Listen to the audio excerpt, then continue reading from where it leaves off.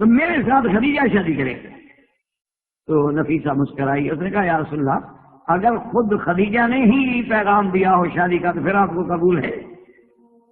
تو انہوں نے فرمایا فلماذا، اگر تم سچی ہو تو فقبل کو، میں اس کے پیغام کو قبول کروں. اس نے جا کے سیدہ خدیجہ سے کہا تو فرحت خدیجہ، خدیجہ تو اتنی خوش ہوئی نا جی، اس نے تو پھر پورے مکے میں اپنی دولت لٹا دی خوشی. اور جب ابی طالب کو پتا چلا تو ابی طالب نے کہا کہ یا محمد تم نے تو ہمارا سر فخر سے اور شرف سے اتنا اونچا کر دیا ہے کہ خدیجہ تمہیں پیغام بھیج رہی. میں کہا کہ ہاں مجھے پیغام بھیجا ہے، نفیسہ پیغام لائی. تو انہوں نے کہا کہ اب دیر نہ کرو، بس جلدی کرو، اب یہ شادی ہونی چاہیے، نکاح ہونا چاہیے. جب خیر کا کام ہو تو خیر البر عاجل ہو کرا، ابھی دیر نہ کرے. تو فوراً جناب سیدہ خدیجہ کا نکاح ہوا. خطبہ سیدنا محمد مصطفیٰ صلی اللہ علیہ وسلم کا ابی طالب نے پڑھا. اس زمانے میں بھی نکاح ہوتے تھے، خطبے ہوتے تھے، اس زمانے جاہلیت. اور آپ کی شادی میں سرکار دو عالم صلی اللہ علیہ وسلم کی رضائی والی بی حلیمہ سعدیہ بھی شریک. بی بی صاحبہ بھی بنو سعد سے آئیں کہ آج میرے بیٹے کی شادی ہے. اور اس کے بعد فأهدیت الیہا 40 راسا، بی بی خدیجہ نے حضور صلی اللہ علیہ وسلم کی رضائی ماں کو 40 جانور دیے خوشی میں کہ یہ ہدیہ ہے تمہارا آج تمہارے بیٹے کی شادی. تو بی بی حلیمہ خوش ہو گئی کہ 40 اونٹ جس کو مل جائیں. یعنی آپ اندازہ کریں سیدہ خدیجہ کی خوشی کا.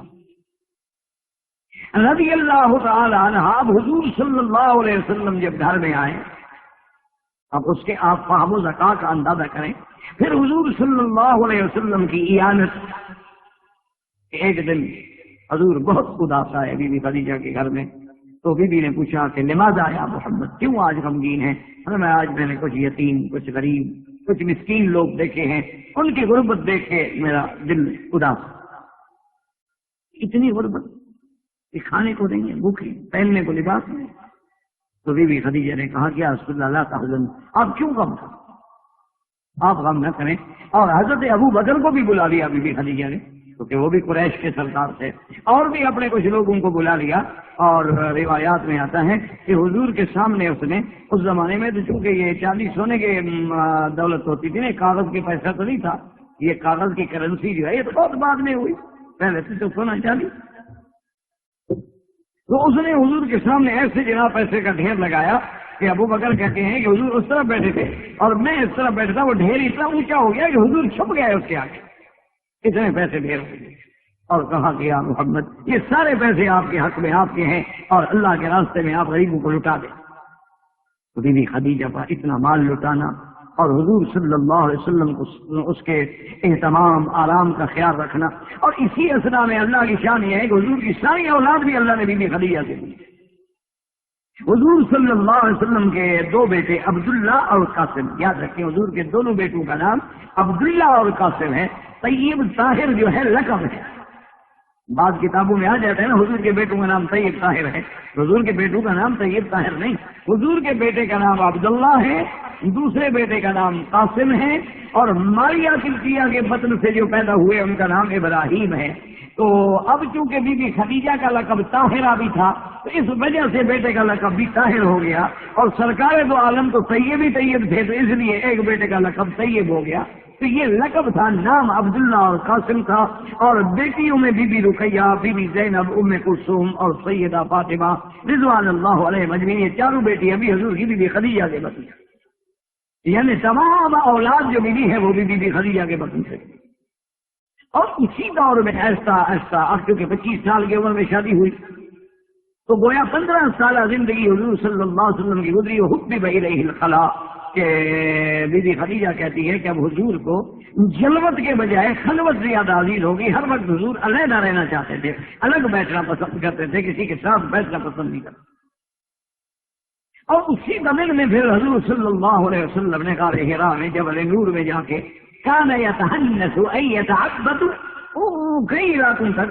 اور اندازہ کریں جناب کہ بی بی خدیجہ رضی اللہ تعالی عنہا جو سرکار دو جہاں کو ایک منٹ کے لیے بھی اپنی آنکھوں سے دور ہوتا نہیں دیکھ سکتی تھی، لیکن جب حضور عبادت کے لیے غار میں چلے جا رہے ہیں اور وہاں حضور جا کے ہفتے ہفتے بیٹھے ہوئے اور بعض اوقات مہینوں بیٹھے ہوئے، لیکن سیدہ خدیجہ رکاوٹ نہیں بنی. اس نے ایک دن بھی نہیں کہا کہ یا رسول اللہ آپ گھر چھوڑ کے اتنا دور چلے جائیں، گھر میں بیٹھ جائیں، کمرہ بند کر لیں. ایک دن. اور حضور صلی اللہ علیہ وسلم جو حکم فرماتے سامان تیار ہوتا. حضور صلی اللہ علیہ وسلم اپنا ہفتے کا 10 دن کا جتنا قیام ہوتا وہ چیزیں لے کے پانی لے کے سامان لے کے چلے جاتے. اور بی بی خدیجہ مطمئن ہے، لیکن کتابوں میں آتا ہے، سیرت کی کتابوں میں، کہ بی بی خدیجہ پھر بھی اتنا اہتمام ضرور کرتی تھیں کہ حضور کو خبر نہ لگے، لیکن نگرانی ہوتی رہے کہ کوئی دشمن حضور کو نقصان نہ پہنچا. اب جناب اس واقعے کے بعد اور وہ گھڑی بھی آپ پہنچی جس دن آپ کی بعثت ہے اور نزول جبریل علیہ السلام ہے کہ اللہ کے پیغمبر پہ حضرت جبریل علیہ السلام جو اشرف الملائکہ ہیں، جو سید الملائکہ ہیں، وہ اترتے ہیں، سلام کرتے ہیں اور آ کے کہتے ہیں اقرا. حضور پڑھے. حضور نے فرمایا کہ ما انا بقارئ، میں تو پڑھا ہوا نہیں. جبریل علیہ السلام نے پھر کہا، اور یہ بخاری شریف کی سب سے پہلی حدیث مبارک ہے. حتیٰ کہ حدیث میں آتا ہے کہ فَزَمَّنِي زَمَّةً شَدِيدَةً، ایک روایت میں فَزَمَّنِي وَقَدْ بَلَغَ بِيَ الْجُهْدَ، اتنا سینے سے لگا کہ مجھے بھیجا کہ مجھے تکلیف ہوئی، اتنا زور سے بھیجا. اور کہا پڑھو اقرا فقال ما انا بقارئ. جبریل نے پھر سینے سے لگا لیا. اس لیے میرے عزیز اسی بات میں جلدی نہیں کرنی چاہیے. یہ سینے سے لگانے کی کیا ضرورت تھی علم پڑھانے کے لیے؟ علم تو پھر زبان سے پڑھایا جاتا ہے. لیکن جبریل بار بار سینے سے لگاتے ہیں اور کہتے ہیں کہ اقرا. حضور فرماتے ہیں ما انا بقارئ. تیسرے دفعہ جب حضور صلی اللہ علیہ وسلم کو سینے سے لگایا اور کہا اقرا باسم ربک الذی خلق خلق الانسان من علق، تو پھر حضور نے پڑھ لی. اس کے بعد جبریل چلے گئے، حضور صلی اللہ علیہ وسلم آئے تو سب سے پہلے کہا ہے بیت خدیجہ رضی اللہ عنہ. اب عورت کا مقام دیکھیں کہ حضور صلی اللہ علیہ وسلم کسی ابی طالب کے گھر میں نہیں گئے، چاچا آپ کا موجود ہے، مکے کا سردار ہے. ابی طالب کوئی چھوٹا آدمی نہیں. اچھا اس وقت بھی سیدنا ابو بکر رضی اللہ تعالیٰ عنہ سے حضور کا تعلق ہے، محبت ہے، پیار ہے، آنا جانا ہے. حضرت علی تو خود حضور کی زیر تربیت ہے ابی طالب کے گھر میں. لیکن حضور صلی اللہ علیہ وسلم کہیں نہیں جاتے اور آتے ہیں تو سیدھا بیت خدیجہ. اسی سے آپ اندازہ کریں کہ اللہ نے، اسلام نے، دین نے، نبوت نے ایک عورت کو کتنا بڑا شرف بخشا. جب آتے ہیں تو حضور صلی اللہ علیہ وسلم، حدیث مبارک میں لفظ ہے کہ حضور کی یہ جو جگہ مبارک ہے، یہ اپنا گردن مبارک یہ ایسے کانپ رہی تھی ڈر سے. اور حضور فرما رہے ہیں زملونی زملونی زملونی. خدیجہ مجھ پہ کپڑا ڈالو، کپڑا ڈالو، کپڑا ڈالو. بی بی صاحبہ نے کپڑا ڈال دیا اور تسلی دی. حضور صلی اللہ علیہ وسلم کے ساتھ بیٹھی. تھوڑی دیر کے بعد جب حضور صلی اللہ علیہ وسلم کی طبیعت مبارک پہ کوئی ٹھہراؤ آیا تو خدیجہ نے پوچھا کہ ماں بک یا محمد، بات کیا ہے؟ تو حضور صلی اللہ علیہ وسلم نے وہ سارا واقعہ سنا. اب آپ اندازہ کریں عورت کے مقام کا، عورت کے فام کا، عورت کے ذکا کا، کہ جب ساری بات سنی، پتہ ہے بیوی نے کیا کہا؟ جو لفظ ہے کہتی ہے اللہ واللہ لا یخزیک اللہ ابدا. ہاں حضور ہرگز نہ ڈریں، مجھے خدا کی قسم ہے کبھی اللہ آپ کو تکلیف نہیں دیں گے. انک لتصل الرحم، آپ صلہ رحمی کرتے ہیں، آپ یتیموں پہ ہاتھ رکھتے ہیں، آپ بیواؤں کی نگرانی کرتے ہیں، آپ غریبوں کی مدد کرتے ہیں. ان حالات میں آپ جیسے رحمت للعالمین کو اللہ پاک رسوا نہیں کریں گے. آپ نہ کریں. بلکہ ایک روایت میں یہ بھی کتاب سیرت میں موجود ہے کہ خدیجہ نے کہا کہ یا محمد انک نبی جو هذه الامه، اس امت کا نبی. اب یہ پہچان کس کو ہو سکتی ہے؟ بی بی خدیجہ کیا پتہ نبوت کیا چیز ہے. چلو نبی کا نام سنا ہوگا، ابراہیم خلیل نبی رسول سے. حضرت اسماعیل علیہ السلام کا نام سنا ہوگا. لیکن ان علامات کو سن کے پہچان لینا، اس کے بعد کہا گیا محمد صلی اللہ علیہ وسلم آپ نہ گھبرائیں، میرا ایک ابن عم ہے، چاچے کا بیٹا ہے، فرقت ابن نوفل. اب وہ عیسائی ہو چکا، بوڑھا ہو چکا ہے اور بالکل ضعیف ہے، وہ آنے کے قابل نہیں. آپ چلیں اس کے پاس، اس کو سابقہ کتابوں کا بڑا علم ہے یا محمد. حضور صلی اللہ علیہ وسلم اب ساتھ جانے والی کون ہے؟ Be be Khadija. سب سے پہلے تسلی دینے والی کون ہے؟ اور سب سے پہلے سرکار دو عالم صلی اللہ علیہ وسلم کے مقام عظمت کو پہچاننے والی کون ہے؟ عورت. اب جناب بی بی خدیجہ رضی اللہ تعالی عنہا لے کے جب آئی اپنے چچا کے بیٹے کے پاس، برقہ کے پاس، ابن ام کے پاس، اور برکت سے کہا کہ یا ابن عمی ھذا محمد، یہ محمد مصطفیٰ ہے، اور پھر وہ سارا واقعہ جو تھا تفصیل سے سنایا، تفصیل سے بتایا، اور اس کے بعد جو ہے کہ حضور اس طرح پریشان ہیں تو فوراً برکت بن نوفل نے کہا کہ ابشر یا خدیجہ، بثبت یا محمد، خدیجہ مبارک ہو مبارک ہو، ان ھذا الناموس الذی نزل علی موسیٰ، یہ مجھے وہی فرشتہ معلوم ہوتا ہے جو موسیٰ علیہ السلام پہ اترا تھا، اور آج محمد مدنی پہ اترا ہے، انہ نبی ھذہ الامہ، یہ تو اس امت کا نبی ہے، ہماری خوش بختی ہے کہ تیرا قوم اللہ کا نبی ہے۔ اور اس کے بعد آپ نے فرمایا، برکت بن نوفل کہنے لگا کہ محمد مصطفیٰ آپ بالکل نہ گھبرائیں، لیکن وقت آئے گا آپ کے ساتھ قومیں لڑیں گی، آپ کی مخالفت کریں گی، آپ کو ایذا پہنچائیں گی، اور آپ کو حتیٰ کہ مکے سے نکالیں گی۔ اس پہ حضور صلی اللہ علیہ وسلم نے فرمایا کہ اب مخرجی کیا ہو، مجھے مکے سے نکالیں گی کیوں؟ نکالا تو اس کو جاتا ہے نعوذ باللہ جس کے کردار پہ شبہ ہو، جس کے اعمال پہ شبہ، لوگ کہتے ہیں بھی آپ ہمارے محلے میں نہ رہیں، یہ شریفوں کا محلہ، تو مجھے کیوں نکالیں گے؟ انہوں نے کہا محمد مصطفیٰ نہ گھبرائے، جو پیغام آپ لے کے آئے ہیں، جو بھی یہ پیغام لائے گا اس کو نکالا جاتا ہے، جو توحید پہ آئے گا وہ تو پھر امتحان میں گزرے گا، پھر تو خون کے دریاؤں سے گزرنا پڑتا ہے، توحید ایسا کام کچا کام نہیں ہے۔ لیکن اس کے بعد کہنے لگا کہ یا محمد خدا کی قسم کاش کہ اس وقت میں ہوں ہوتا اور میں جوان اور میرے اندر قوت ہوتی، طاقت ہوتی، یا محمد میں تیری مدد کرتا، لیکن اب میں بوڑھا ہو گیا، میری تو ہڈیاں بھی جواب دے گی۔ تو بہرحال میرے کہنے کا مقصد یہ تھا کہ اس مقام کو پہچاننے والی کون ہے؟ سیدہ خدیجہ الکبریٰ رضی اللہ تعالیٰ۔ اسی طرح اب آپ اندازہ کریں گے، آپ حیران ہوں گے کہ سیدہ خدیجہ کا آخری وقت ہے، موت کا وقت۔ حضور صلی اللہ علیہ وسلم تشریف لائے جہاں آپ نے تسلی دی کہ خدیجہ بہت برحق ہے، لیکن اللہ تمہیں جنت کا اعلیٰ مقام عطا فرمائیں گے، اور ساتھ کہا کہ خدیجہ وہاں تمہیں تمہاری شوقیں ملیں گی تو میرا سلام کہنا۔ بی بی خدیجہ نے کہا کہ رسول اللہ تزوج قبلی، مجھ سے پہلے بھی آپ نے کوئی شادی کی تھی؟ نہیں میں نے تو نہیں کی تھی، لیکن ان اللہ سے یزوجنی فی الجنہ، اللہ میری شادی کریں گے جنت میں ایک بی بی آسیہ سے اور بی بی مریم سے اور ام کلثوم اخت موسیٰ سے، تو ان کو میرا سلام بھی کہنا۔ تو بی بی خدیجہ رضی اللہ تعالیٰ عنہ نے کہا کہ بالرفاہ والبنین، عرب میں عادت ہوئی ہے جو شادی ہو تو کہتے ہیں مبارک ہو یار، اللہ تمہیں خوشی دے، اللہ تمہیں اولاد دے۔ تو نے کہا یا رسول اللہ میں بھی دعا کرتی ہوں اللہ آپ کو اس سے بھی صاحب اولاد دے۔ تو یہ مقام جو ہے سیدہ خدیجہ الکبریٰ کا ہے کہ جن کے ذریعے پیغام جا رہے ہیں جنت میں۔ اور اسی سے آپ اندازہ کریں کہ جب آدمی مرنے کے بعد ختم ہو جاتا ہے سلام کیسے پہنچائے گا؟ اگر مرنے کے بعد بس بالکل بات ہی ختم ہے، کچھ بھی نہیں، تو کیا مانا ہے کہ وہاں آپ اپنی ضرورت کیسے پہچانے گی، یہ کون ہے اور سلام کیسے دے گی، کیا مطلب؟ تو معلوم ہوا کہ وہ جو ایک اللہ نے حیات دی ہے، اسی لیے تو اللہ کہتا ہے کہ تمہیں سمجھ نہیں آئے گی اس زندگی کی، وہ عالم برزخ ہے، عالم غیب ہے، تم اس کو سمجھ نہیں سکتے۔ تو یہ مقام جو ہے اللہ نے عورت کو رکھا، اور آج بھی قرآن میں، آج بھی احادیث میں، آج بھی ذخیرہ سیرت میں، آج بھی آپ دیکھ رہے کہ سیدہ خدیجہ الکبریٰ کا کیا مقام رضی اللہ تعالیٰ۔ اور اسی طرح آپ دیکھیں گے جناب کہ ایک بہت مشکل وقت ہے میرے محبوب کے لیے، اتنا بڑا مشکل وقت ہے کہ جس میں بڑے بڑے صحابہ، بڑے بڑے شان والے صحابہ جن کے ایمان پہاڑوں سے بھی زیادہ مضبوط تھے، ان کے پاؤں بھی ہل گئے۔ جب حضور صلی اللہ علیہ وسلم آئے ہیں، صلح حدیبیہ ہوئی، جب سرکاریں تو جہاں عمرے کے لیے آئے، تفصیلی واقعہ آپ الحمدللہ سیرت میں سن چکے ہیں، اس کی ضرورت نہیں ہے بیان کرنے کی۔ تو جب آپ آئے تو آپ کو روک دیا گیا، پھر آپ کی صلح ہوئی۔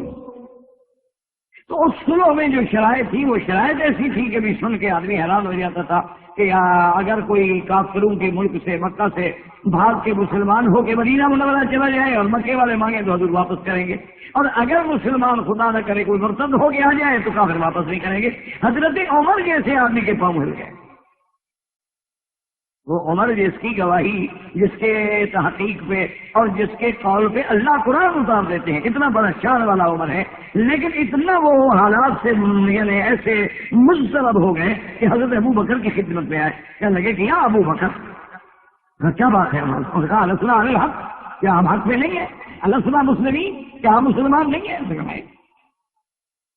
انہوں نے کہا یا ابی بکر علیہ ہم کفار، اور ہمارے مقابلے پہ جو ہے وہ کافر نہیں ہے؟ آپ نے کہا ہے۔ ہمارے باطل، وہ باطل پہ نہیں، وہ جھوٹے نہیں. ہم نے کہا بالکل وہ جھوٹے. تو نے کہا لماذا هذه الدنية في ديننا، پھر یہ کیا بات ہو رہی ہے کہ ہم اتنی نیچے لگتے شروع ہو گئے کافروں سے؟ کیا ہے مر جائیں گے؟ مسلمان کا کیا گھاٹا ہے؟ مسلمان مر جائے شہید ہو جائے، زندہ رہے تو غازی بن جاتا ہے. مسلمان کا تو گھاٹا ہے نہیں نا. اسی لیے آپ دیکھ رہے ہیں نا کہ پوری دنیا ریسرچ کر کے حیران ہو کے بیٹھی ہوئی ہے کہ یار مسلمان ہے، نہ ہتھا ہے، اس کے پاس کچھ بھی نہیں، نہ طاقت ہے، نہ دولت ہے، نہ ٹیکنالوجی ہے، نہ جدید علوم ہے، کچھ بھی نہیں ہے اس کے پاس، لیکن اس کے چہرے پہ اطمینان ہے. اور جن کے پاس دولت ہے، علم ہے، ٹیکنالوجی ہے، وسائل ہے، ان کے چہرے کے رنگ اڑ گئے ہیں، روزانہ 2-2 کلو خون گر جاتا ہے. وجہ کیا ہے؟ یہ کون سی دولت ہے؟ یہ کون سی چیز ہے جو بندے کو جماتی ہے؟ ایک اسی لیے علامہ اقبال کہہ گیا تھا نا کہ بات کیا تھی. علامہ اقبال نے اسی لیے کہا تھا کہ بات کیا تھی کہ نہ روم و ایران سے دبے چند بے تربیت اونٹوں کے چلانے والے، اونٹ چلانے والے لوگ، لیکن روم سے اور فارس سے ٹکرا گئے. حضرت عمر ایک دفعہ مکہ مکرمہ کی وادی میں گزر رہے تھے، آپ نے قافلہ روک دیا، اونٹ سے اترے، 2 رکعت نفل پڑی، بکا عمر رونے لگ گیا ڈھاڑے مار. صحابہ آگے کا کیا ہو گیا؟ امیر انہوں نے کہا اللہ ہے، اسی وادی میں کبھی اونٹ چلاتا تھا اور آج میں بادشاہ بن کے گزر رہا. دیکھو اللہ نے کیسے ہمیں عزت سے نوازا. اتنا بڑا آدمی حضرت عمر جیسا آدمی کہنے لگا کہ یا ابی بکر لماذا هذه الدنية في ديننا، ہم ایسی بزدلانہ سلوک کیوں کریں کہ جو بات وہ کہتے ہیں حضور فرماتے ہیں ٹھیک ہے، جو بات کہتے ہیں بسم اللہ الرحمن الرحیم وہ کہتے ہیں جی نہ لکھو، حضور کہتے ہیں نہ لکھو. محمد الرسول اللہ وہ کافر کہتا ہے جی نہ لکھو، محمد بن عبداللہ لکھ رہا ٹھیک ہے کاٹ لکھو محمد بن. ہر بات ان کی مان رہے ہیں. ابو بکر کیوں؟ پتہ ہے ابو بکر نے کیا کہا؟ یہاں پہ ابو بکر پہنچتا ہے، وہاں پہ عمر تو نہیں پہنچتے. عمر کی بڑی شان ہے، یعنی کوئی اندازہ نہیں، لیکن ابو بکر کے سامنے تو پھر کم ہو. سیدنا ابی بکر رضی اللہ تعالیٰ عنہ، اللہ کی کروڑوں صلاۃ و رحمتیں ہوں حضرت ابی بکر پہ. پتہ ہے کیا بات کی؟ کہتا ہے کہ یا عمر وثبت، عمر ثابت قدم رہو، انہ رسول اللہ، محمد مصطفیٰ اللہ کا رسول ہے، وہ جو کہہ رہا ہے بس رسول اللہ. جب ہم نے مان لیا ہے کہ وہ اللہ کا رسول ہے، اس کے بعد کیا بنا ہمیں بات کرنے. اچھا حضرت عمر سے صبر نہ ہوا، حضرت عمر دوڑ کے حضور کی خدمت میں آ گئے، حضور کی خدمت میں آ گئے اور پھر وہی سارے سوال دہرائے جو ابو بکر یا رسول اللہ علیہ السلام مسلمین، پھر ہم ایسی کمزور سلوک کیوں کر رہے ہیں؟ حضور نے فرمایا عمر انی رسول، جو ابو بکر نے کہا میں اللہ کا رسول. یعنی اندازہ کرو کتنے گھبرا گئے کہ حضرت عمر جیسا آدمی. اس کے بعد حضور نے جب سلو طے ہو گئی، حضور نے حکم دیا صحابہ کو کہ بھئی اب قربانی کے جانور ذبح کرو. دم احسار اس کو کہتے ہیں، دم احسار، کہ جب آدمی کو عمرے کے احرام سے حج کے احرام باندھنے کے بعد روک دیا جائے تو پھر اس کو ایک بکری دینی پڑتی ہے حد حرم میں، اس کو کہتے ہیں دم احسار. مفت سے روک دیا. یہ نہیں ہوتا کہ جیسے ہم آتے اور جی میں نے احرام باندھ دیا تھا، آگے چوکی پہ آیا، میں نے کہا ٹھیک نہیں تھے، پھر میں نے احرام کھولا اور وقت جاتے لگے. یہ کوئی یعنی بچوں کا کھیل ہے نا، جب چاہو باندھ لو، جب چاہو. تم نے کوئی جوگی کی چادریں سمجھی ہوئی ہیں کہ وہ بھی جب چاہتے ہیں گلے میں ڈال لیتے ہیں، جب چاہتے ہیں اتار لیتے. تو اللہ کے بندے حکام ہیں کہ سب سے پہلی بات یہ ہے کہ آپ احرام اس وقت باندھیں جب حالات یقیناً آپ کے. یا البتہ بعد ائمہ نے اس کا ایک حدیث کے مطابق ایک رستہ بھی ہے کہ جب احرام باندھو تو کہو محلی ہے تو ابستنی، یا اللہ پھر میرا وہی رکو جگہ ہوگی حد، یہاں تم مجھے روک دو گے، جب تم مجھے روک دو آگے نہ جانے تو تمہیں کہہ دوں.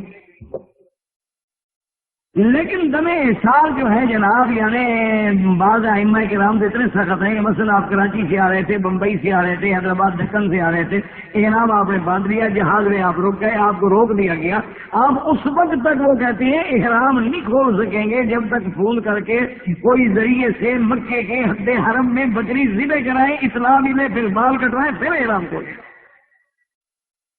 بہرحال دم احسار تو قرآن میں ہے نا، بہن صرف تم استیسر من الحدی، قرآن کا کہ اگر تمہیں روک دیا جائے تو پھر قربانی دو. تو حضور صلی اللہ علیہ وسلم نے صحابہ کو حکم دیا کہ بھئی اپنے اپنے جانور ذبح کرو اور اسرا پھراؤ، بال کٹاؤ، جو بھی کسی کو لگے، کیونکہ سر پہ اسرا پھرانا بھی جائز ہے اور بال کٹانے بھی جائز ہے.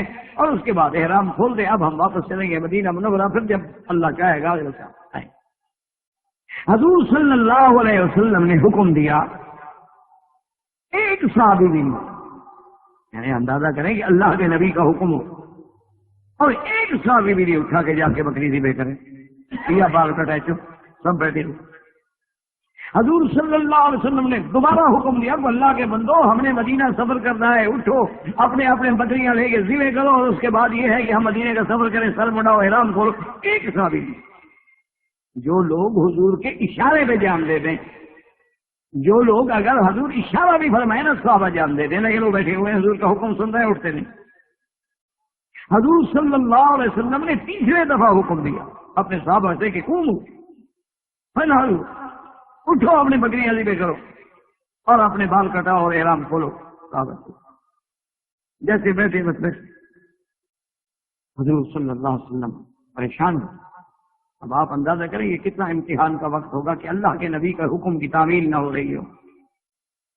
اس پریشانی کے عالم میں فدخل علی ام سلمہ رضی اللہ تعالی عنہا، حدیث میں آتا ہے کہ پھر حضور بی بی ام سلمہ کے پاس تشریف لے گئے خیمے میں، یعنی اس مشکل سچویشن میں مشورہ کرنے کے لیے حضور نے عورت کو منتخب کیا۔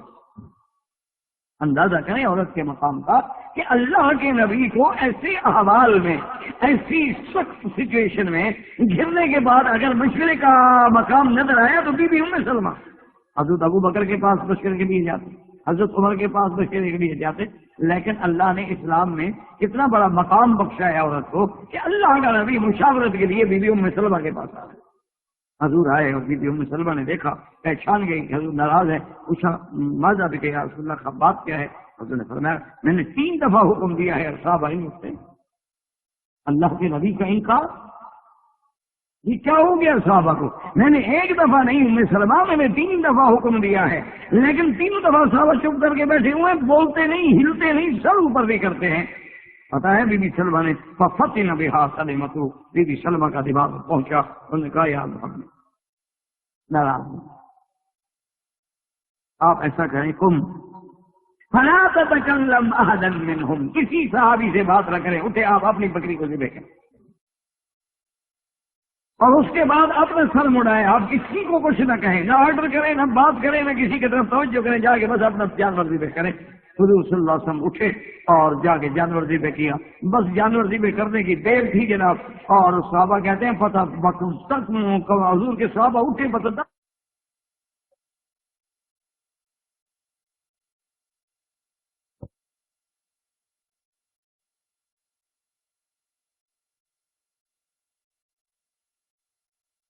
کی دیر تھی جناب، اور صحابہ کہتے ہیں پتہ تک حضور کے صحابہ اٹھے پتہ تک ہو، اتنے زور سے اٹھے جانور ذبح کرنے کے لیے، معلوم ہوتا تھا کہ ایک دوسرے کے تلواریں نہ چل جائیں کہ دیر نہ ہو۔ تو حضور حیران ہوئے اور آپ نے فرمایا ام سلمہ کمال ہے، تمہارا دماغ کیسی اس بات پہ پہنچا؟ اس نے کہا کہ یا رسول اللہ وہ انتظار میں بیٹھے تھے کہ شاید جبریل آ جائے، شاید بھی اب ہمیں احرام نہ کھولے، مکے کے جانے کا حکم مل جائے، چلو جائیں گے جہاد کریں گے، دیکھا جائے گا، بچ گئے تو طواف کریں گے، نہیں تو شہید ہو جائیں گے۔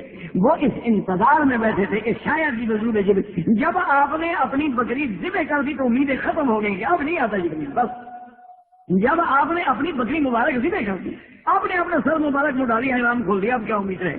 تو اب صحابہ کو یقین ہو گیا کہ بھئی اب تو واپس جانا ہے، اللہ کے نبی نے جب احرام کھول دیا ہے تو اس لیے پھر سارے کے سارے دوڑ پڑے اور انہوں نے احرام کھول دیا۔ تو اللہ کا نبی، اندازہ کریں میرے عزیز، یہ بات کہہ دینا تو بڑا آسان ہے، لیکن اسلام نے عورت کو کتنا بڑا مقام دیا کہ فشاورہم فی الامر، اللہ کا حکم ہے کہ مشورہ کرو، امرہم شورا بینہم، مسلمانوں کا امر جو ہے مشاورت سے ہوتا ہے، اور مشورے کے لیے حضور نے کس کو منتخب کیا؟ اس مشکل گھڑی میں بی بی ام سلمہ کو، عورت کو۔ اچھا اسی طرح آپ قرآن پڑھتے ہیں کہ اللہ نے حضور کی امت کو کیا بنایا ہے؟ امتن وسطن، امتن وسطن لتکونوا شہداء علی الناس وتکون الرسول علیکم شہیدا، کہ قیامت والے دن حضور کی امت جو ہے پچھلی امتوں پہ گواہی دے گی، یعنی مقام شہادت پہ۔ یہ ہمارے آدمی مطلب شریعت کے اعتبار سے جو آدمی شاہد ہوتا ہے، گواہی اس کی ہوتی ہے جو سچا ہو، جو عادل ہو، جو صادق ہو، جو امین ہو، تو اللہ نے حضور کی امت کو مقام شہادت اور شہداء علی الناس کا مرتبہ بخشا ہے. تو سب سے پہلی شہادت اسلام کی، ایمان کی، حضور کے نبوت کی دینے والی کون ہے؟ عورت سیدہ خدیجہ کبریٰ رضی اللہ تعالی عنہا. یعنی امتن شہداء علی الناس کی آیت کے مطابق بھی سب سے پہلا مقام بھی عورت کو ملا ہے. اور شاورہم فی الامر فامرہم شورا بینہم کے مطابق بھی مشورے کا جو مقام ملا ہے تو بی بی ام سلمہ کو ملا ہے رضی اللہ تعالی عنہا. تو اسلام نے جتنا عزت بخشی، جتنا عظمت بخشی، جتنا عورت کو اونچا کیا ہے، جتنا عورت کا سر بلندی کر کے آسمانوں سے جوڑا ہے، دنیا کا کوئی مذہب اس کی مثال پیش نہیں کر سکتا. لیکن شرط یہ ہے کہ نظر انصاف سے قرآن اور حدیث کا مطالعہ کیا جائے اور قرآن و احادیث کے فرامین کو سمجھا جائے. وما علینا الا البلاغ وآخر دعوانا ان الحمد للہ رب العالمین صلی اللہ تعالی علی خیر خلقہ سیدنا محمد وآلہ وصحبہ اجمعین. برادران اسلام، واجب الاحترام بزرگوں، دوستوں، بھائیوں، عزیز نوجوانوں، الحمدللہ آپ کی اس مسجد معمورہ، مسجد مستشفیٰ میں جو دروس کا سلسلہ اللہ کی رحمت سے جاری ہے، اس کا بنیادی عنوان جو ہے یعنی اسلام اور عورت کا مقام. اس ضمن میں الحمدللہ کوئی دروس ہو چکے ہیں اور آپ الحمدللہ ان دروس میں یہ باتیں وضاحت سے تفصیل سے سن چکے ہیں کہ تمام ادیان سابقہ میں، تمام پرانی تہذیبوں میں عورت کو کوئی مقام حاصل ہو، چاہے وہ تہذیب فارس ہو، تہذیب روم ہو، تہذیب یونان ہو، تہذیب مصر ہو، یا جاہلیت اولا قبل الاسلام کا زمانہ ہو، عورت کو ایک حقیر، نجس اور کسی حقوق کا اسے حقدار نہیں مانے. حتیٰ کہ بعض تہذیبوں نے تو خاوند کو اس کے قتل کرنے تک کا بھی حق دیا. جیسے ہندو میں ستی ہو جانا بھی مشہور ہے، آج تک ہے، جیسے بعض قبائل میں کاروکاری ہے. تو بہرحال اسلام نے یہ عظمت دی عورت کو، اسلام نے یہ مرتبہ بخشا عورت کو، اسلام نے اونچا کیا، اسلام نے اس کے حقوق کی وضاحت کی، اسلام نے اس کے مکانہ کو سمجھایا اور اسلام نے یہ درس دیا کہ عورت جو ہے وہ ماں بھی ہوتی ہے، وہ بیٹی بھی ہوتی ہے، وہ بہن بھی ہوتی ہے، وہ بیوی بھی ہوتی ہے اور ہر لحاظ سے وہ ایک معزز مقام کی حامل. تو آج ان دروس کے ضمن میں ہم اللہ کے سب سے پہلے اللہ کے قرآن پہ نظر ڈالتے ہیں کہ قرآن پاک نے جن عورتوں کا ذکر کیا، یعنی آپ خود اندازہ فرما سکتے ہیں کہ قرآن پاک سے بڑی کتاب کون سی؟ تمام کتب سماویہ سے بھی افضل، اور تو خیر دنیا کی کوئی کتاب مقابلہ ہی نہیں کر سکتی، لیکن جتنی اللہ نے کتابیں اتاری ہیں ان سب سے افضل جو ہے جامع معنی کامل مکمل جو ہے وہ اللہ کا قرآن. تو اللہ تبارک و تعالیٰ کے قرآن میں کسی چیز کے بارے میں ذکر ہونا اس کی بہت بڑی عظمت کی بات. یعنی اس کی آپ یوں مثال سمجھ لیں کہ اگر آپ کو کوئی کہہ دے کہ کل اجلاس میں بادشاہ آپ کا یاد کر رہے تھے، آپ کا ذکر کر رہے تھے، تو آپ کتنا خوش ہوں؟ بھائی بادشاہ نے میرا ذکر کیا. تو اور جو سنے گا وہ بھی کیا اندازہ لگائے گا کہ بھئی یہ کتنا بڑا آدمی ہے یار، جس کے بارے میں بادشاہ پوچھ رہے تھے کہ اس کا کیا حال. تو مقصد یہ ہے کہ بادشاہوں کا ذکر کرنا جو ہے وہ بھی ایک مقام ہے، ایک عظمت کی دلیل ہے. اور جو بادشاہوں کا بادشاہ ہے، جو ملک الاملاک ہے، جو شہنشاہوں کا شہنشاہ ہے، جو ملک السماوات والارض ہے، جو مالک بھی ہے ملک بھی ہے. ورنہ کبھی آدمی ملک ہے تو مالک نہیں ہوتا، کبھی مالک ہے تو ملک نہیں ہوتا. لیکن یہ اسی کی صفت ہے کہ ملک بھی اسی کا، مملوک بھی اسی کے، وہ مالک بھی ہے، وہ ملک بھی ہے، وہ مالک السماوات والارض بھی ہے اور ملک السماوات والارض کا مالک بھی ہے. جب وہ اپنے قرآن میں عورت کا ذکر کرے تو عورت کی کتنی بڑی عظمت. اسی لیے آپ قرآن پہ نظر ڈالیں کہ اللہ کے قرآن میں جتنی صورتیں 114 صورتیں تقریباً، تو صورتوں میں مثلاً سورۃ البقرہ ہے، اس لیے کہ اس میں وہ قصہ بقرہ ہے. اب وہ قصہ بقرہ اس لیے اہمیت اختیار کر گیا کہ ایک تو سامری نے اس کو ذریعہ بنایا نعوذ باللہ بازل من دون اللہ کا، کہ اس نے بھی ایک بچڑا بنایا اور اس کو کہا کہ الہنا و الہ موسیٰ، یہ ہمارا بھی خدا ہے، موسیٰ علیہ السلام کا بھی خدا. اور اسی طرح ایک اللہ نے وہ واقعہ بیان فرمایا کہ جب ایک قاتل کی تلاش کرنی تھی اور وہ قاتل مل نہیں رہا تھا تو اللہ نے حکم دیا کہ ایک گائے خریدی جائے. تو اس لیے اس کا چونکہ وہ اتنا بڑا اہم واقعہ ہے اس میں، اس لیے اس کا نام سورۃ البقرہ ہو. اسی طرح سورۃ النساء ہے جس میں اللہ نے عورتوں کے بارے میں لکھا.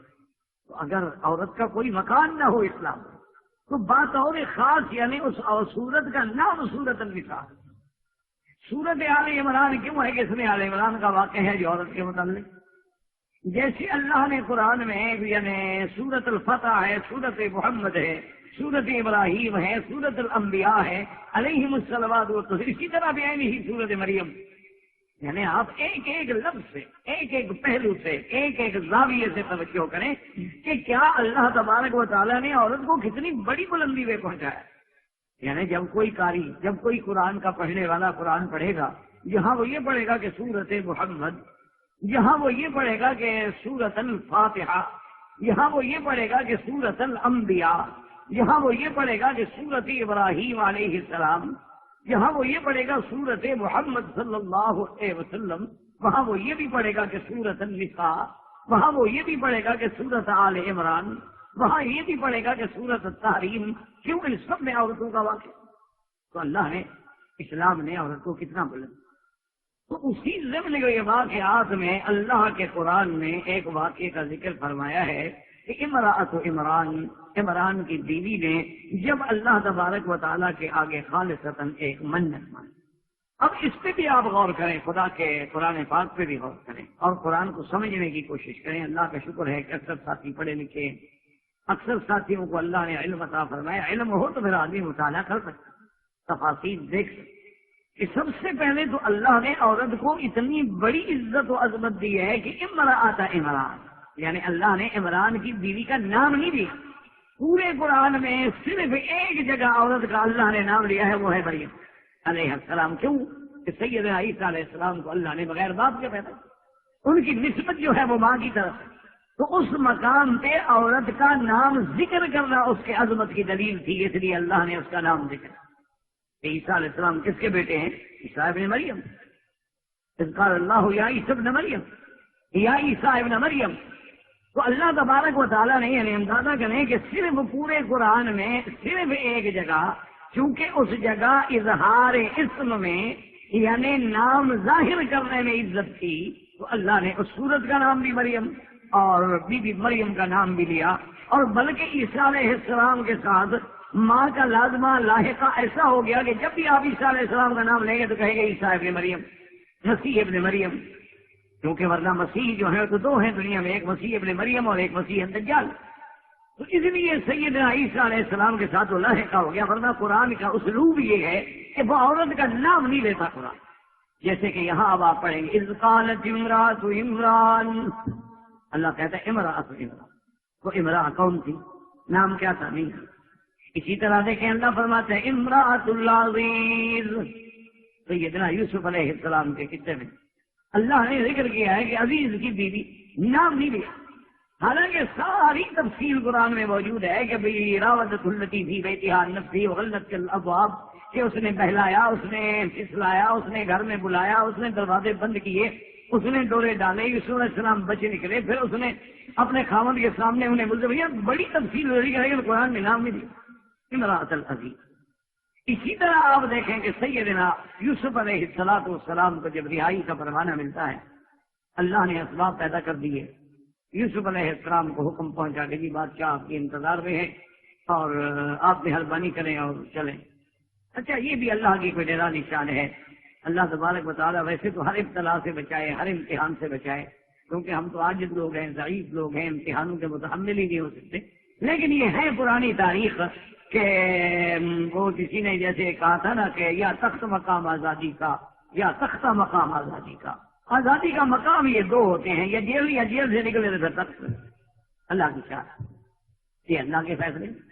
سیدنا یوسف علیہ السلام یا تو جیل میں بیٹھے ہیں اور جیل سے نکلے تو کہاں ہے سیدھا تخت پہ معلوم ہے. تو سیدنا یوسف علیہ السلام نے کہا کہ بھئی میں تو نہیں جاتا باہر. ما بال النسوة اللاتي قطعن أيديهن إن ربي بكيدهن علیم. ان عورتوں سے پہلے پوچھو وہ جو بات ہوئی تھی ہاتھ کاٹنے کی، وہ کیا ہوا؟ نام نہیں لیا. یوسف علیہ السلام نے یہ نہیں کہا کہ بھئی وہ عزیز کی بیوی سے پوچھو، انہیں جمع کے طور پہ نسبہ تو کہا لیکن نام نہیں. اسی طرح جب بادشاہ نے تحقیق کی اور سارے حقائق کھل گئے، یوسف علیہ السلام کی پاک دامانی تو ثابت ہو گئی، اب وہ علم نشرہ ہوگی تو قالت امرأۃ العزیز انا راودته عن نفسه فاستعصم، اور دوسری جگہ قالت امرأۃ العزیز الآن حصحص الحق. تو امرأۃ العزیز یعنی آپ پورے قرآن پہ نظر ڈالیں، غور کریں قرآن میں، قرآن کو جب پڑھیں تو تھوڑا تدبر کیا کریں. اور اللہ تو علام الغیوب ہے، علیم بذات الصدور ہے. اللہ کے آگے کون سا نام چھپا ہوا ہے؟ کہ امرات عمران کا نام کیا ہے؟ کوئی چھپا ہوا نہیں ہے، اللہ تو جانتے ہیں. اچھا، بعض مفسرین نے روایات اسرائیلیہ سے نام ذکر بھی کر دیے، لیکن اللہ نے قرآن میں نام نہیں لیا. اس بات پہ غور کریں کہ اس میں حکمت کیا ہے. اور دیکھیں حضرت موسیٰ علیہ السلام ہے، اللہ کے پیغمبر ہیں، بڑی شان ہے، لیکن قرآن کیا کہتا ہے؟ وَأَوْحَيْنَا إِلَىٰ أُمِّ مُوسَىٰ، ہم نے موسیٰ علیہ السلام کی اماں کی طرف وحی. شان کیا ہے کہ وحی آ رہی ہے، فرشتہ آ رہا ہے، خبر دینے کے لیے آ رہا ہے، لیکن نام نہیں لیا کہ موسیٰ علیہ السلام کی اماں کا نام کیا تھا. اسی طرح موسیٰ علیہ السلام کی والدہ نے جب آپ کو صندوق میں ڈال دیا اور صندوق دریاؤں کی لہروں کے حوالے ہو گئی تو قالت لأخته قصيه فبصرت به عن جنب وهم لا يشعرون. بیوی صاحبہ نے موسیٰ علیہ السلام کی بہن سے کہا، نام نہیں لیا. سارا قرآن آپ کھول. وضرب الله مثلا للذين آمنوا امرأة نوح وامرأة لوط. اللہ نے کہا امرأة نوح، امرأة لوط، نوح علیہ السلام کی بیوی، لوط علیہ السلام کی بیوی، نام نہیں لیا. وضرب الله مثلا للذين آمنوا امرأة فرعون. اللہ نے فرمایا امرأة فرعون، نام نہیں لیا. اس لیے اندازہ کریں، مفسرین کرام نے لکھا ہے کہ اللہ نے عورت کو اتنی بڑی عظمتوں سے نوازا ہے کہ گویا اس کے نام پر بھی ایک پردہ ہے. تعلیم دی ہے اپنے بندوں کو کہ دیکھو میں خالق ہوں، میں مالک ہوں، میری مخلوق ہے، لیکن میں بھی ان کو نام لے کے نہیں پکارتا، اس کو نام سے نہ پکارا کروں. اس کا نام بھی پردے میں رہے تاکہ کسی بدبخت کو اسکینڈل بنانے کا موقع ہی نہ ملے. جب نام ہی معلوم نہیں تو کیا کہانی بنائے گا. اللہ نے اس کے نام پر بھی اس کی اتنی عزت و عظمت ہے، اتنی حفاظت کی ہے کہ اس کے نام پر بھی پہرا. کسی کو تو وہ لوگ کہہ دیتے ہیں نا جی یہ تو پابندیاں ہیں، لیکن جب آپ کا تقابل کریں گے کہ اب اگر آپ ایک ہیرے کا ڈائمنڈ آپ کے پاس ہو قیمتی، آپ لاکھوں میں جا کے محفوظ کرتے ہیں، اور اگر ایک بے قیمت انگوٹھی ہو تو آپ جہاں مرضی ہے پہنتے ہیں، رکھ دیتے ہیں، اٹھا لیتے ہیں. اگر آپ کے پاس آرٹیفیشل جیولری ہے تو آپ ہر وقت یوز کریں گے اور آپ کے بیڈ پہ پڑی ہوگی، سرانے پڑی ہوگی، آپ کے جناب الماریوں میں پڑی ہوگی. لیکن اس کے مقابلے میں اگر وہ بالکل حقیقی ہے، جینین ہے، اور ایک ہی آپ کے پاس وہ پورا ڈائمنڈ کا سیٹ ہے تو وہ تو جناب بینک کے لا کرتے ہو. ایک چابی آپ کے پاس ہے، ایک بینک والوں کے پاس ہے، اس کی حفاظت کرنا بے وقوفی ہے، اس پر پابندی لگانے والی بات نہیں. اگر ہم ڈائمنڈ کو محفوظ کرتے ہیں تو ہم کہیں گے بڑے بے وقوف آدمی ہیں، اتنے گھر میں کمرے ہیں، لاکر میں رکھنے کی کیا ضرورت ہے اس کو. گھر میں کمرے ہیں، سیف ہے، صندوق ہے، چوکیدار ہے، تالا ہے، دروازہ ہے. یہ بڑا پاگل آدمی ہے، کام کا گیا، لا کر خریدا، پیسے بھر کے بینک میں رکھا ہوا. تو اس کو آپ بے وقوف کہیں گے یار یہ بڑا سمجھدار آدمی ہے. یہ گھروں میں تو ڈکیٹیاں ہو جاتی ہیں، چوریاں ہو جاتی ہیں، نقصان ہو جاتے ہیں. اچھا ہے کہ بڑی محفوظ مقام پہ رکھا ہے، کم از کم قیمتی چیز محفوظ ہو ہے. یہ تو نوادرات ہیں، یہ تو روز نہیں ملتے ہیں.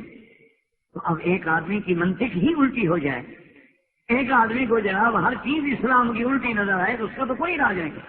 اسی طرح ایک دفعہ اتفاق سے میں شاید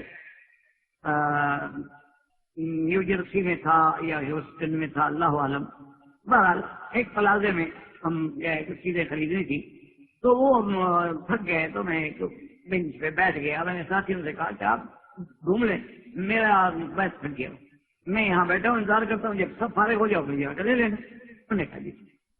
اور اتنے میں آدمی آ گیا، وہ بیچارہ اللہ عالم یعنی عیسائی تھا، یہودی تھا، اللہ عالم، کیونکہ اب لباس سے تو پہچانا نہیں جاتا نا. آج کل تو خیر لباس ایسا ہے کہ مسلمان بھی نہیں پہچانا جاتا، تو ہم ان کو کیسے پہچان لیں. آج کل تو لباس کے معاملے میں ہم بھی اتنے ایڈوانس ہو گئے ہیں کہ باہر جائیں تو اللہ کا فضل ہے کوئی پتہ نہیں لگتا. بلکہ اب تو یہ بھی مصیبت ہوگی، نہ ہی کا پتہ لگتا ہے نہ شی کا پتہ لگتا ہے. ایک اور بھی پرابلم ہو گئی ہے. تو بہرحال وہ آگے میرے ساتھ بیٹھ گیا. اس نے دیکھا کہ بھئی یہ گاڑی ہے اور ہم دور سے پہچانے جاتے ہیں. میں نے کہا جی آپ مسلمان؟ ہاں ٹھیک مسلمان. وہ خیر بیٹھ گیا. کہنے لگا جی اسلام میں اور پر بڑی پابندی. میں نے کہا جی کیا پابندی؟ میں نے کہا یار مجھے بتاؤ کہ عورت پہ کیا پابندی؟ کہتے جی عورت ہے وہ باہر نہ نکلے، اور عورت ہے وہ اپنا فرینڈ نہ بنائے، وہ اپنی مرضی سے شادی نہ کرے، ولی الامر ہونا چاہیے، اور اس کا جب تک ولی الامر راضی نہ ہو تو اس کا نکاح نہیں ہو سکتا ہے. تو یہ قدر کی پابندیاں بھی. عورت بھی تو ایک انسان ہے، صاحب اتنا اس کو کیوں قید و بند میں رکھتا؟ میں نے کہا جی بات یہ ہے کہ آپ ماشاءاللہ کافی پڑھے لکھے آدمی معلوم ہوتے ہیں اور اسلام کی پابندیاں بھی آپ کو نظر آ گئی. میں نے کہا آپ کے ہاں بھی کوئی پابندی ہے کہ 18 سال سے پہلے لڑکی کچھ نہیں کر سکتی؟ ایک پابندی ہے. 18 سال جب عمر ہو جائے پھر تو ٹھیک ہے جو بدلی کرے، لیکن جب تک وہ 18 سال تک نہ پہنچے اس وقت تک وہ کچھ نہیں کر سکتی. یہ پابندی آپ نے کیوں لگا دی؟ یعنی 18 سال تک وہ پاگل تھی. وہ تو 18 سال تک یونیورسٹی سے پڑھ کے BA کر گریجویشن کر کے آ جاتی ہے. تو اس وقت تک آپ نے پابندی کیوں لگائی؟ اس کی وجہ کیا ہے؟ آپ نے پابندی لگائی. ہم کہتے ہیں کہ جی بس آپ کہتے ہیں جی ہاں جب تک عمر جو ہے نا جی 21 سال نہ ہو جائے وہ شراب نہیں لے سکتی. اس کو شراب لینے کا پرمٹ بھی نہیں دیا جا سکتا. وہ اگر شراب لے اور کوئی اس کو شراب بیچے تو مجرم ہے، وہ پکڑا جائے. لیکن یہ پابندی آپ کے قانون میں ہے؟ کہتے ہیں ہاں یہ تو ہے. تو میں نے کہا جو پابندی آپ 18 سال تک لگاتے ہیں اسلام ذرا لبی کر کے ساری زندگی کے لیے لگا دیتے. پابندی تو آپ بھی لگا رہے ہیں، پھر اسلام پہ کیا دوسرا ہے؟ اسلام کہتا ہے کہ شراب حرام ہے، تم صرف کہتے ہو 21 سال تک حرام ہے، آگے جا کے حلال ہے. پابندی تو بیوقوف آدمی تم بھی لگا رہے ہیں. تو اسلام نے کوئی نئی پابندی تو نہیں لگا دی. اور پھر تم نے 18 سال کے بعد اگر اس کو آزادی دی ہے تو ساتھ اس کو حقوق بھی کوئی دیے. دفعہ ادھر سے جہاں جائے مرضی آئے، جائے اپنے فرینڈ کے پاس جائے کھائے پیے بنے. تو اسلام نے تو اس کو آزادی بھی دی ہے، جہاں پابندی لگائی ہے وہاں اس کا تحفظ کا اہتمام بھی کیا. تو خیر جب بیٹھ کے کافی دیر، کیونکہ مجھے انگریزی نہ آئے اس کو اردو نہ آئے، پھر بڑی مشکل سے ہم نے ایک آدمی کو بلا کے ترجمان بنایا. تو آہستہ آہستہ وہ باتیں چلتی رہیں کہ وہ مزہ تو آدمی کو نہیں آتا جو اپنی زبان سمجھا سکنے میں مزہ آتا ہے. لاکھ آپ ترجمہ کریں، ترجمے میں تو بڑے فرق پڑ جاتا ہے. بہرحال کافی دیر کے بعد کہا ہے. میں نے کہا یار کمال یہ ہے کہ تمہارے ملک والے ہم سے مطالبہ کرتے ہیں کہ ٹریفک کے قانون کی بھی خلاف ورزی نہ کرو، کہ وہاں بھی آپ نے 3 لائٹیں لگا دی ہیں کہ اگر گرین ہوگی تو ہم چلیں گے اور ریڈ ہوگی تو رک جائیں گے. تمہارا ٹریفک توڑیں تو مجرم ہیں اور اللہ کے قانون توڑیں تو کوئی حرج نہیں. تمہارے ٹریفک کے قوانین توڑنے سے گاڑی ٹوٹ جائے گی، ایکسیڈنٹ ہو جائے گا. اللہ کا قانون توڑو گے تو نظام عالم درہم برہم ہو جائے گا. خیر بہرحال اب تمہیں کہنے کا مقصد یہ تھا کہ اسلام نے جو دی ایک پابندی دیکھو نا جی اس کو یوں سمجھے تھا کہ اللہ کرے میری بات کہنا میں سمجھا سکوں اپنے علم کے مطابق کہ اب آپ دیکھیں نا جی کہ کتے اسلام میں کتے کا گوشت حرام، خنزیر کا گوشت حرام. اچھا اسلام میں انسان کا گوشت بھی حرام. تو اب اس کا مطلب کیا ہوا کہ اسلام نے نعوذ باللہ نے انسان کو کتے اور خنزیر کی لسٹ میں شامل کر دیا، کیونکہ وہ بھی حرام اور یہ بھی حرام. کہ بھئی اگر کتے کا گوشت کھایا جائے اسلام کہتا ہے حرام نہیں، جس العین ہے جو کسی شکل میں پاک ہو نہیں سکتا اور اس کا ہر جزو جو ہے وہ ناپاک. خنزیر نجس العین ہے، یعنی حتیٰ کہ اس کا کوئی چمڑا کوئی کھال کچھ بھی نہیں ہو سکتا. چلو بات، لیکن انسان بھی حرام ہے. تو اب ایک آدمی کہے کہ جناب اللہ نے اچھی بات ہے کہ ہم انسانوں کو جو ہے وہ جناب اپنے خنزیر اور کتے کے ساتھ ملا دیے. کہ بلکہ اگلے دن میں ایک رسالے میں پڑھ رہا تھا ایک آدمی کی بڑی فریاد. وہ کہنے لگا کہ میں تو اب کافی دنوں سے دعا مانگ رہا ہوں کہ اللہ میاں مجھے بلی بنا دیتے، اللہ میاں مجھے کتا بنا دیتے، اللہ میاں مجھے خرگوش بنا دیتے. کیونکہ اگر میں بلی کتا خرگوش ہوتا کم سے کم مجھ پہ بم تو نہ مارے گا کم سے کم، کیونکہ وہاں جانوروں پر رحم کیا جاتا ہے، انسانوں پہ رحم نہیں کیا جاتا. یہ فلسفہ سمجھائیں آپ. یعنی ایک جانور ہے چڑیا گھر میں ہے، وہ زخمی ہو گیا ہے، اس کے لیے ڈاکٹر جا رہے ہیں، دوائیں جا رہی ہیں، انجیکشن جا رہے ہیں، اور انسانوں کو ریزہ کیا جا رہا ہے، خون سے ہولی کھیلی جا رہی ہے. نہ بچے کی تمیز ہے، نہ عورت کی تمیز ہے، نہ اپنے کی تمیز ہے، نہ پرائے کی تمیز ہے، بلکہ جو بھی سامنے آیا بس مار دو. چلو فرینڈ ہے تو فرینڈلی کر کے ہم سوری کہہ لیں گے، لیکن ہوش نہیں. لیکن وہ سب سے پہلے اپیل یہ آ رہی ہے جی وہاں جو ایک چڑیا گھر ہے، وہاں جہاں جانور ہے اس کا خاص خیال کریں، وہاں نہیں بمباری ہونی چاہیے. کتے اور بلیوں کا تحفظ بہت ضروری.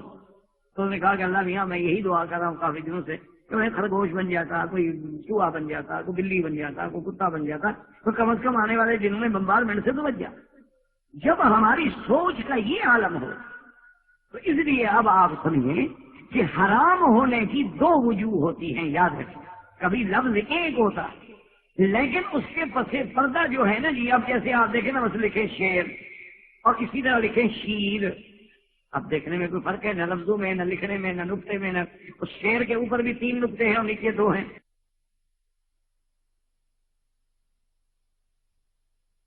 شیر لکھیں گے اوپر 3 نقطے ہیں، نیچے 2 ہیں، فرق ہے۔ شکل تو ایک جیسی ہے، لکھا بھی ایک جیسا ہے، حرف بھی ایک جیسے، لیکن فرق تو دونوں کا تب پتہ چلے گا جب آپ شیر کے سامنے جنگل میں کھڑے ہوں۔ وہ کسی نے پوچھا تھا نا، ایک استاد نے اپنے شاگرد سے وہ کلاس میں پوچھا کہ اسٹوڈنٹ سے کہا کہ کھڑے ہو جاؤ، کھڑا ہو گیا۔ اس نے کہا ایک میں پوچھتا ہوں آپ سے کوشچن ہے کہ تم اگر جنگل میں جا رہے ہو اور آگے شیر آ جائے تو کیا کرو گے؟ تو اس نے کہا سر کیا کہہ رہے ہیں، پھر تو وہ سب کچھ کرے گا، میں کیا کروں گا؟ انہوں نے کہا حضرت میں نہیں کیا کر رہا ہے، جو کچھ کر رہا ہے اسی میں کر رہا ہے۔ تو بات یہ ہے کہ اب دیکھنے میں تو شیر اور شیر میں کوئی فرق نہیں ہے، لیکن دونوں میں آسمان و زمین کا فرق۔ اسی کو اب آپ قرآن میں دیکھیں، اللہ فرماتے ہیں وَسِيقَ الَّذِينَ كَفَرُوا إِلَىٰ جَهَنَّمَ زُمُرًا، کہ جہنمی جو ہے ان کو جماعت در جماعت جو ہے جہنم کی طرف چلایا جائے گا۔ لفظ کیا ہے؟ سیقا، ساقا، سوق، سیق مانا چلانا۔ اچھا اسی طرح کو وَسِيقَ الَّذِينَ اتَّقَوْا رَبَّهُمْ إِلَى الْجَنَّةِ زُمُرًا، اور جو اپنے رب سے ڈرنے والے ان کو جنت کی طرف بھی چلائے۔ وہاں بھی لفظ وہی ہے سیقا اور وہاں بھی سیقا، لیکن دونوں کے چلانے میں آسمان و زمین کا فرق ہے۔ جنت والوں کو عزت سے، کرامت سے، احترام سے لے جائیں گے، اور جہنم والوں کو تو مار مار کے جہنم میں ڈالیں گے۔ چلائے تو دونوں جا رہے ہیں، چلائے تو دونوں جا، لفظ تو دونوں کے لیے۔ اسی لیے یاد رکھیں ہمیشہ کہ جیسے علماء نے اس کی ایک اور آسان مثال بھی دی ہے۔ انہوں نے کہا کہ جب وزیر آتا ہے، کوئی منسٹر آتا ہے، کوئی VIP شخصیت آتی ہے، تو آگے پیچھے پولیس اسکواڈ ہوتی ہے، ریفل ہیں، گنے ہیں، موٹر سائیکلیں دوڑ رہی ہیں، اور جناب آگے باقاعدہ سارے اعلانات ہیں، سب کچھ ہے، حفاظتی پہرا لگا۔ اچھا اسی طرح کوئی خطرناک ڈاکو ہو تو اس کے لیے بھی اسکواڈ ہوتا ہے، تو کیا دونوں برابر ہیں؟ اس کے لیے بھی آگے پیچھے جناب بختر بند گاڑیاں، اور اس کے بعد اسکواڈ، اس کے بعد جناب پولیس والے، اور بلکہ بالکل وہ اپنی پوزیشن لے کے بیٹھے ہوئے ہوتے ہیں۔ تو کیا خیال ہے، اس کا بھی احترام کیا جا رہا ہے، اس لیے وہ اثر ساتھ ہوتا ہے۔ اس لیے بات کو سمجھیں کہ ایک حرام ہے خست کی وجہ سے، کہ گندی چیز ہے اس لیے اللہ نے حرام کر دیا۔ خست ہے، پلید ہے، ناپاک ہے، خسیس ہے، اس کے مزار ہیں، جسم پر بھی مزارات ہیں، روحانی مزارات ہیں، اس لیے۔ اور ایک حرام ہے حرمت کی وجہ سے، عزت کی وجہ سے، جیسے اللہ کا حرم جو ہے حرم ہے، حرم حرام سے کیا مانا کہ جو چیزیں باہر حلال ہیں وہ حرم میں حرام۔ محرم نے احرام مانا ہے، کیا مانا؟ جو چیزیں احرام کے بغیر حلال تھیں احرام میں حرام ہو گئی۔ اس لیے ایک عزت کا مقام ہوتا ہے، ایک ہوتا ہے کہ جی آدمی کہتا ہے کوئی آپ کہیں نا جی وہ یار فلاں آدمی، آپ کو چھوڑو جی اس کا نام نہ لیں، تو مانا یہ ہوتا ہے اس کا نام لینا گوارا نہیں ہے۔ اور ایک آدمی کہتا ہے جی وہ آپ کی والدہ ہے، کیا بات کر رہے میری والدہ کا کیا تعلق ہے بھائی، میری والدہ کا کیوں آپ نے نام لیا؟ اس لیے اندازہ کریں کہ اسلام نے تو عورت کو اتنی عزت بخشی ہے، اتنی عظمت بخشی ہے کہ اپنے گھر میں بھی بلاؤ تو کہو یا بن فلاں کی بیٹی، یا ام فلان، یا ام سلف، یا ام فلان، یا ام فلان، یا ام، دیکھا نہیں آپ ام بکر، ام فلان، ام عبداللہ، ام ترک، عربوں میں آپ دیکھیں گے ماں جو ہے بیٹے کے نسبت سے پکاری جائے گی اس کے حوالے سے۔ تو اسلام نے یہ عزت دی عورت کو کہ نام نہیں، اسلام نے کہا کہ ہاں کوئی ضرورت ہے، مجبوری ہے، جیسے محدثین نے ایک روایت کرنی ہے، حدیث بیان کرنی ہے تو مجبوری ہے، جب تک راویہ کا نام نہیں لیں گے تو کیسے پتہ چلے گا کہ حدیث کس نے سنائی ہے؟ وہاں تو ہمیں مجبوراً کہنا ہوگا، کہنا عائشہ رضی اللہ تعالی عنہا یا زینب رضی اللہ تعالی عنہا۔ پھر فرق کرنا پڑے گا کہ زینب سے مراد کون ہے، کون سی بیوی زینب، زینب بنت جحش ہے، یا ایک زینب تو حضور کی اپنی بیٹی بھی ہے، زینب بنت محمد مصطفیٰ بھی ہے۔ اس لیے وہاں مجبوری ہوتی ہے کہ حدیث رسول ہم نے روایت کرنی، اگر وہاں ہم نام نہیں لیں گے تو حدیث رسول میں نعوذ باللہ شبہ ہو جائے گا، اور شبہ ہو جائے گا تو حدیث کو کیسے ہم مانیں گے؟ اس لیے ہمیشہ یاد رکھیں کہ اللہ نے کتنی بڑی عزت بخشی ہے کہ اللہ نے قرآن میں نام لیا، فرمایا اذ قالت امرأۃ عمران رب انی نذرت لک ما فی بطنی محررا، اور پھر اللہ نے پورا واقعہ بیان کیا ہے، پوری شان بیان کی ہے کہ اس بی بی نے منت مانی۔ اس سے یہ بھی ثابت ہو گیا ہمارے لیے مسئلہ بھی کہ منت جائز، لیکن منت اللہ کے لیے ہو، غیر اللہ کے لیے بس۔ فرض آپ منت مانتے ہیں کہ یا اللہ میرا فلاں کام ہو جائے، میں خیرات کروں گا، میرا فلاں کام ہو جائے، میں ایک مدرسے میں فلاں کتابیں خرید کر کے دے دوں گا، میرا کام ہو جائے یا اللہ میں تیرے اتنے نوافل ادا کروں گا شکر کے، بالکل جائز ہے، لیکن نیت خالص انی نذرت لک، صرف تیرے منت مان، ما فی بطنی محررا فتقبل منی انک انت السمیع العلیم۔ حضرت عمران کی بیوی ہے اور بی بی مریم کی اماں ہے، اتنے شان والی ہے، لیکن یہ بھی مسئلہ اسی آیت نے بتلا دیا کہ علم غیب ان کو نہیں ہے۔ وہ کہتی ہے یا اللہ معافی بتنی، جو میرے پیٹ میں ہے میں تیرے نام پہ آزاد کر دوں گی، تیرے غلام بنا دوں گی، تیری عبادت کے لیے وقت کر، لیکن مجھے نہیں پتا کیا انی نذرت لک ما فی بطنی محررا فتقبل منی۔ یہاں یہ بھی ہمیں سبق دیا کہ جتنی عبادت کرو، جتنی منت مانو، جتنی نیاز اللہ کے نام پہ بھی مانو، اصل بات تو یہ ہے کہ اللہ قبول کرے۔ اس لیے کہا کہ میرا مولا تو قبول کر، فتقبل منی انک انت السمیع العلیم۔ اب قرآن پاک نے پورا واقعہ بیان کیا کہ بی بی کے ہاں جب وضع عمل ہوئی، خدا کی شان ہے کہ لڑکے کے بجائے لڑکی پیدا ہو گئی۔ اب یہ تو اللہ کی کہا، یہ اللہ کا مقام دیکھیں، حالانکہ وہ اللہ کے لیے منت مان کے بیٹھی ہوئی ہے، لیکن اللہ نے لڑکی دی۔ اور اس کی بھی یہ یاد رکھیں کہ علماء نے لکھا ہے کہ لڑکی کے پیدا ہونے پر غم کا اظہار کرنا علامت یہودیت ہے، علامت جاہلیت ہے، علامت کفر ہے، اور لڑکی کے پیدا ہونے پہ خوشی کا اظہار کرنا جو ہے وہ علامت مسلمان ہے، علامت اسلام ہے۔ اللہ نے نعمت ہے، بچی ہو تو ٹھیک ہے، لڑکا ہو ٹھیک ہے، اگر ساری دنیا میں لڑکے ہی ہوتے تو ہم کہاں سے پیدا ہوتے؟ سلسلہ تناسل ہی ختم ہو جاتا، تناسل توالد ہی ختم ہو جاتا۔ اور بلکہ بعض علماء نے تو یہ لکھا ہے کہ آدمی کے شادی کے بعد جس کے ہاں پہلی بچی پیدا ہو تو اللہ کہتے ہیں وہ بڑی مبارک ہوتی ہے، کیونکہ وہ کہتے ہیں کہ حضور صلی اللہ علیہ وسلم کا بقائے نسل جو ہے وہ بھی تو اب بیٹیوں کی طرف سے ہے نا، بیٹے تو پہلے بہت ہو گئے۔ تو اس لیے اب اللہ کی شان دیکھیں کہ بی بی نے منت مانی، اور منت بھی اتنی بڑی کہ ما فی بطنی محررا، تیرے نام پہ آزادی۔ اب جناب بچی پیدا ہو گئی، جب بچی پیدا ہوئی تو بی بی صاحبہ بیٹھی ہیں اور اللہ کے آگے درخواست کر رہی ہیں کہ مولا آپ جانتے ہیں کہ بچی پیدا ہوئی، اور میرا مولا آپ یہ بھی جانتے ہیں کہ بہرحال جو بات مرد اور عورت میں ہے، جو بات مرد میں ہے وہ عورت میں نہیں ہو سکتی، کیونکہ میں نے تیرے گھر کی آزادی کے لیے منت مانی تھی۔ اب ایک عورت کا تیرے گھر میں ہر وقت رہنا، اور ایک عورت کا بغیر محرم کے رہنا، ایک عورت کا بغیر کسی محافظ کے وہاں زندگی بسر کرنا، لیکن میں اپنی منت سے باز نہیں آؤں گی، میں نے جو منت مانی ہے اس۔ اللہ تبارک و تعالیٰ سے ساتھ یہ بھی دعا کی کہ انی اعیذها بک وذریتها من الشیطان الرجیم، اور اللہ تیری پناہ میں ہے، یہ بھی اور اس کی آگے ضروریت بھی شیطان رجیم کے وساوس و حملوں سے بچا لینا۔ اب جناب اللہ تبارک و تعالیٰ نے اس بی بی کو، اس بچی کو قبول فرما لیا۔ اب بچی بڑی ہونے لگی تو اب بی بی سے حیران ہو گئی کہ بات تو ٹھیک ہے، میں نے منت مانی ہے، اب بچی بڑی ہو گئی تو لازمی بات ہے کہ میں اس منت پہ عمل کروں۔ آپ ان کو لے کے آئیں تو اس وقت حضرت زکریا علیہ السلام اللہ کے نبی ہیں، اور حضرت زکریا علیہ السلام جو ہے وہ رشتہ بھی ہے بی بی مریم۔ جب ان کے پاس آئے مسجد میں، اللہ کے اس گھر میں، انہوں نے کہا جی میں نے منت مانی تھی یہ بچی۔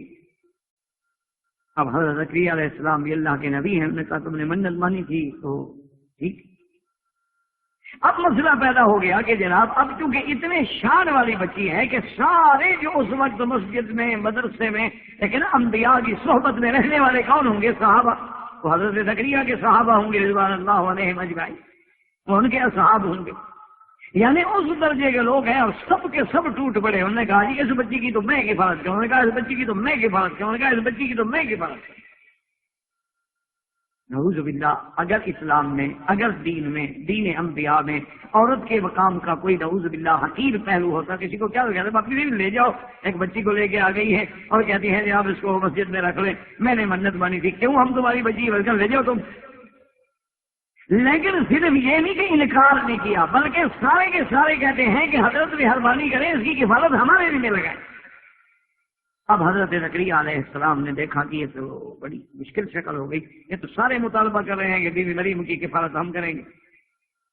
انہوں نے کہا اچھا بھائی ایک فیصلہ کر، جب کسی بات میں جھگڑا ہو جائے تو فیصلہ ہوتا ہے قرآن اندازی کرنا، جس کے نام اللہ قرآن نکال لے وہ جھگڑا ختم۔ سب کے سب راضی ہو گئے، انہوں نے کہا کہ ٹھیک ہے جی ہم قرے پہ راضی۔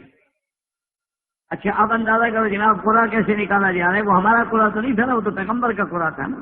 ہمارے یہاں بھی قرے ہوتے ہیں نا ماشاء اللہ، جب الیکشن ہوتے ہیں نا کہتے ہیں ٹاس کر دو، ٹاس میں جس کو جتوانا ہو دونوں پرچیوں میں اسی کا نام ہوتا ہے، کوئی ایک تو نکلے گی۔ ہمارے یہاں بھی قرآن اندازیاں ہوتی ہیں ماشاء اللہ، سبحان اللہ۔ آپ دیکھتے نہیں ہیں ماشاء اللہ انعام لگے ہوتے ہیں، گاڑی انعام پہ لگے، قرآن ہمیشہ ان کے نام آدمی کے نام نکلے۔ ان کو تو پتا ہوتا ہے نا کہ ہم نے مثلاً 1,00,000 ڈالڈا کا ڈبہ بیچنا ہے، 90,000 کے بعد ہی ہم نے وہ نمبر رکھا ہے، یا ہم نے 95,000 کو سیریل تو چل رہی ہے نا، اپنے بندوں کو کہہ دیا کہ جب یہ 95,000 تک سودا بک جائے اگلا پھر آپ بھی آ جانا لینا شروع کر دینا، کسی نہ کسی کے نام کا آ ہی جائے گا، پھر اس سے خریدیں گے۔ یار تم کہاں لے جاؤ گے گاڑی، خامخواہ بک ہو گیا کیا تم یہ 20 کی بیچ دو، 20 نہ کر دو۔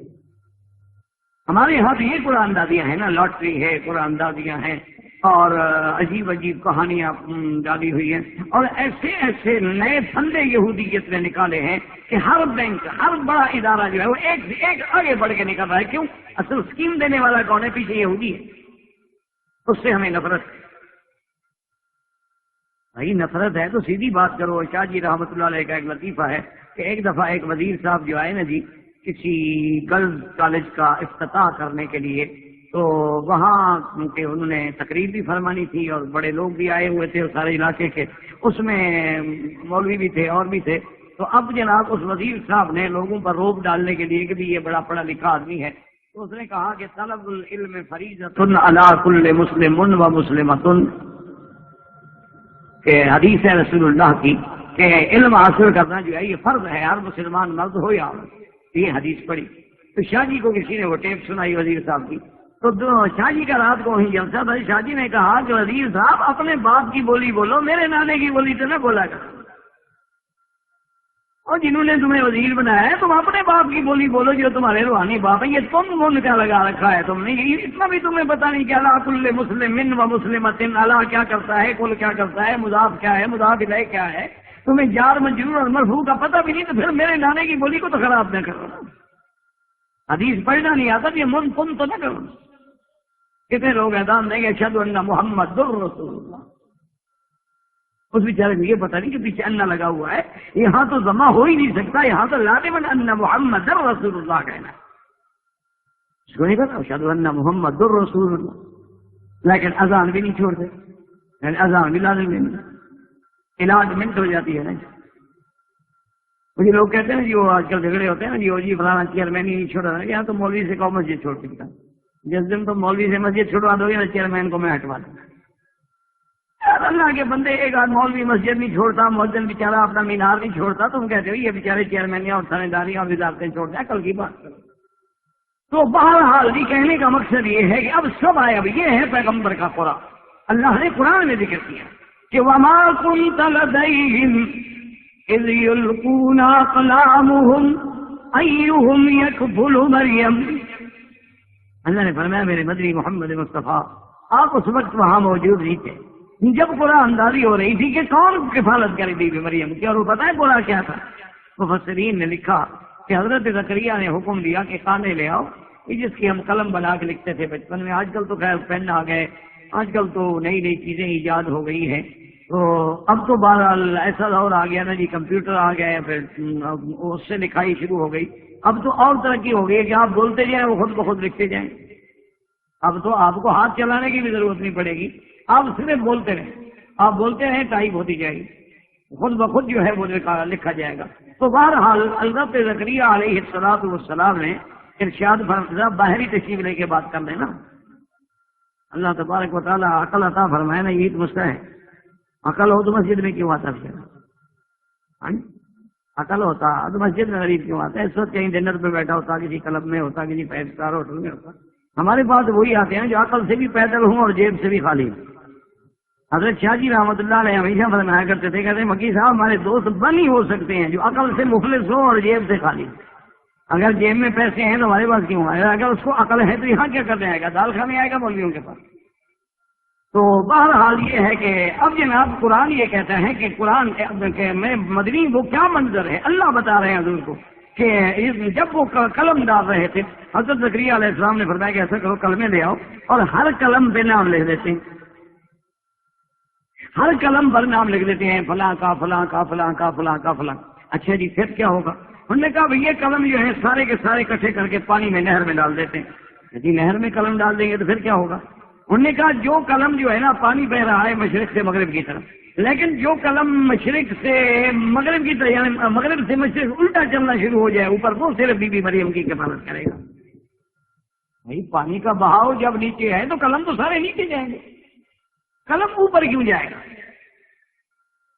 انہوں نے کہا بس یہ قرآن اندازی ہوگی کہ قلم پہ نام لکھ دیتے ہیں، حضرت نام لکھ کے جب پانی میں ڈال دیں گے تو مٹ جائے گا۔ پانی تو دھو ڈالتا ہے نا، پانی میں جو نام لکھ کے ڈال دو، لیکن اللہ تبارک و تعالیٰ چاہے اب لکھنے والا پیغمبر ہو تو پانی پہ لکھ دے، لکھنے والا عمر ہو تو لکھا نہیں، دریاؤں کو خط لکھ دیے دریا پڑھتے ہیں۔ اگر حضرت عمر کا لکھا ہوا دریا پڑھ سکتا ہے تو پھر حضرت زکریا کا لکھا ہوا بھی توڑ سکتا ہے۔ تو حضرت زکریا علیہ السلام نے کہا جی کل بیٹھا، نے کہا جی ٹھیک ہے، یہ تو ایک ایسی بات تھی نا کہ جس کا پھر کوئی انکار کر ہی نہیں سکتا کہ بھی جس کی قلم دریا کے بہاؤ کے خلاف اوپر تیرنا شروع کر دے۔ اور اللہ کی حکمت دیکھیں جناب۔ اچھا بعض علماء نے کہا کہ اس میں بھی بڑی گہرائی تھی اور گہرائی تھی کہ ایک تو وہ نہریں ہیں جو دنیا میں چلتی، اب دنیا میں جتنے دریا ہیں یا نہریں سیدھی بات ہے اوپر سے نیچے کو چلے، یعنی جو اوپر والی جانب ہے وہاں سے پانی آئے گا اور نیچے جائے گا، یہ تو خود ہی سی بات۔ جیسے مکہ ہے معلّہ اونچی جگہ ہے، مسفلہ نیچی اسفل سے نیچی والی جگہ ہے، تو جب بھی وہاں سے سیر آتی تھی اسی طرح گزرے گی، مسیال مسفلہ معلّہ اعلیٰ خدا خدئی، تو یہ وجہ جو ہے تو۔ لیکن جنت میں جو نہریں ہوں گی نا جی، اللہ پاک عطا فرمائیں گے جنات تجری من تحتها الانہار۔ تو علماء نے مفسرین نے لکھا ہے کہ جنت کی نہر کی خصوصیت یہ ہوگی کہ وہ مومن اگر کہے گا کہ یوں چلو تو یوں چلے گی، وہ کہے گا یوں چلو تو یوں چلے گی۔ مومن کہے گا میں تو پہاڑ کا طرح سیر کے لیے جا رہا ہوں، تم بھی اوپر آ جاؤ، وہ نہر اوپر آ جائے، کیونکہ وَلَكُمْ فِيهَا مَا تَشْتَهِي أَنفُسُكُمْ وَلَكُمْ فِيهَا مَا تَدَّعُونَ، جو مانگو گے جو حکم کرو گے وہ ملے گا۔ تو علماء نے فرمایا کہ بی بی مریم بھی تو جنتی عورت تھی نا، بی بی مریم بھی تو حضرت یعنی عمران کی بیٹی ہے، اور پھر ایک پیغمبر کی ماں ہے، پھر صدیقہ ہے۔ اللہ پاک نے اس کے کفالت کے لیے بھی جو انتظام کیے وہ جنت والے انتظام ہیں کہ جو قلم اوپر چلے گا وہ مریم کی کفالت کرے گا، ورنہ نیچے والا کفالت کر ہی نہیں۔ اب جناب قلم ڈالے گئے، خدا کی شان ہے کہ حضرت زکریا علیہ السلام کا قلم نکلا۔ اب انبیاء کو تو کوئی شکست نہیں دے سکتا نا، اللہ کا نبی جو موجود ہے، اور اللہ تبارک و تعالیٰ بھی یہ چاہتے ہیں کہ بی بی مریم جو شان والی بی بی ہے، شان والی عورت ہے، اس کی حفاظت بھی تو شان والا گھر کرے، یہ کوئی عام لڑکی تو ہے نہیں، تو اس کی تربیت جو ہے وہ عام گھرانے میں نہیں ہوگی، بس نبوت کے گھرانے میں سے۔ اس لیے حضرت زکریا علیہ السلام نے بی بی کو لے دیا، اپنی کفالت میں آ گئے، بڑی تفصیل سے قرآن پاک میں ہے۔ اب جناب اس عورت کا اسلام میں اور دین میں اور شرائع انبیاء میں مقام دیکھیں کہ حضرت زکریا علیہ السلام نے اس کا انتظام کیا، اپنے عبادت کے ساتھ جو کمرہ تھا اس کمرے کو مخصوص کر دیا کہ بی بی مریم صاحبہ کو مسجد میں نہیں نہ رکھے، کیونکہ جب بڑی ہو جائے گی تو بعض اوقات عورتوں کی مسجد میں نہیں گزارے جا سکتے، تو اور دور بھی نہ رکھیں کہ ہر وقت میری نظر میں رہیں، میرے تصرف میں رہیں، مجھے احتیاط رہے، حفاظت رہے کہ بی بی صاحبہ جو ہے وہ ٹھیک ہے، محفوظ ہے اور کسی قسم کا کوئی خوف نہیں ہے۔ تو اب جناب جب بی بی صاحبہ کو وہاں بٹھاتے تو حضرت زکریا علیہ السلام اتنی احتیاط فرماتے تھے، جب کہیں باہر جانا ہوتا تالا لگا۔ اب اب دیکھو نا جی ایک الٹی سوچ ہوتی ہے کہ دیکھو جی آدمی گھر کو تالا لگا دے، اندر عورت ہے، تمہاری قیدی ہے وہ، تو تم قیمتی چیزیں یہاں رکھتے ہو کمرے میں، وہاں تالا لگاتے ہو، وہ تو تالا لگاتے ہو کو بھی نہیں، ہم تالا لگا تو کھلا چھوڑ دو دوبارہ، بلکہ چابی جب جاؤ تو گھر کے باہر لٹکا کے چلے جاؤ۔ تم نے اچھی گاڑی خریدی ہو تو ایک تو گیراج کا تالا ہو، ایک تیری گاڑی کا تالا ہو، ایک اسپیشل لاک ہو، اور اس کے بعد ایک چور سوئچ ہو جس کا صرف تمہیں پتا ہو۔ گاڑی کے لیے اتنا حفاظت ہے، عورت تمہارے نزدیک اتنی بے قیمت ہے۔ منفی سوچ سے کیوں سوچا جاتا ہے؟ مثبت سوچ کیوں نہیں پیدا کرتے ہو کہ اسلام نے اس کو عزت اتنی بڑی دی ہے کہ زکریا علیہ السلام نے اس کو محراب میں، جہاں عبادت کا کمرہ ہے وہاں بٹھایا ہوا ہے۔ اچھا خدا کی شان ہے کہ زکریا علیہ السلام، اللہ کا قرآن فرماتا ہے كلما دخل عليها زكريا المحراب وجد عندها رزقا قال يا مريم أنى لك هذا قالت هو من عند الله إن الله يرزق من يشاء بغير حساب. اللہ تبارک و تعالیٰ کی شان دیکھیں کہ جب حضرت زکریا علیہ السلام آئے اور جب بھی حضرت داخل ہوتے کل وجد عندہا رزقا، کیا لفظ ہے رزق. اس لیے ہمیشہ یاد رکھیں کہ لفظ رزق جو ہے یہ عام ہوتا، صرف اس سے مراد پھل نہیں ہوتا. جیسے اللہ تبارک و تعالیٰ کے پیغمبر ابراہیم علیہ السلام نے دعا کی تھی وَارْزُقْهُم مِّنَ الثَّمَرَاتِ. اسی طرح اللہ فرماتے ہیں ہم آسمان سے جب پانی برساتے ہیں اور اس کے بعد زمین سے ہم جب کھیتیاں نکالتے ہیں اللہ فرماتے ہیں رزقا لکم، تمہارے لیے رزق. اس لیے علماء نے فرمایا یہ لفظ جامع ہے، کپڑے ہم پہنیں گے وہ بھی رزق ہے، فروٹ ہم کھائیں گے وہ بھی رزق ہے، روٹی کی ہمیں احتیاج ہے وہ بھی رزق ہے. تو اللہ تبارک و تعالیٰ کے پیغمبر جب آتے البتہ بعض مفسرین نے کتب سابقہ کی تفاسیر سے یہ ضرور لکھا ہے کہ حضرت زکریا علیہ السلام ایک دفعہ آئے تو آگے کیا دیکھتے ہیں کہ بی بی صاحبہ کے کمرے کے اندر ایسے ایسے پھل موجود ہیں جس کا موسم بھی نہیں ہے. یعنی انگور کا موسم نہیں انگور رکھا ہوا، امرود کا موسم نہیں امرود رکھا ہوا ہے، آم کا موسم نہیں آم رکھا ہوا. حضرت اسلام حیران ہو گئے. ایک تو اس بات پہ حیران ہوئے کہ دروازہ بند ہے، میں نے کسی کو کہا نہیں ہے پھل پہنچانے کا، اور کوئی اندر داخل ہونے کا راستہ بھی نہیں ہے، تو بھائی اندر پھل کون رکھے گے. اور دوسری تعجب کی بات یہ ہے کہ پھل ایسے ہیں جن کا موسم ہی نہیں ہمارے شہر میں ملتے ہی، اویلیبل ہی نہیں، اور وہ پھل بھی موجود ہے. تو حضرت زکریا علیہ السلام حیران ہو گئے، اللہ کا پیغمبر ہو کر حیران ہو گئے، کیونکہ جب ایک انہونی چیز ہوتی ہے تو حیرت سب پہ آتی ہے. دیکھا تو فوراً کہا قال یا مریم انى لك هذا، فوراً فرمایا کہ بیوی مریم یہ کہاں سے تمہارے لیے کہاں سے آ گئی یہ ساری نعمتیں. دروازہ بند ہے، تالا لگا ہوا ہے، اور بغیر موسم کے یہ ساری چیزیں ہیں. آگے بھی تو بی بی مریم ہے نا، اور بھی آگے بھی تو عمران کی بیٹی ہے نا جی، آگے بھی تو وہ ہے نا جس کی والدہ جو ابھی وہ پیٹ میں تھی اور پہلے سے اللہ کو راضی کرنے کی منتیں مان لی.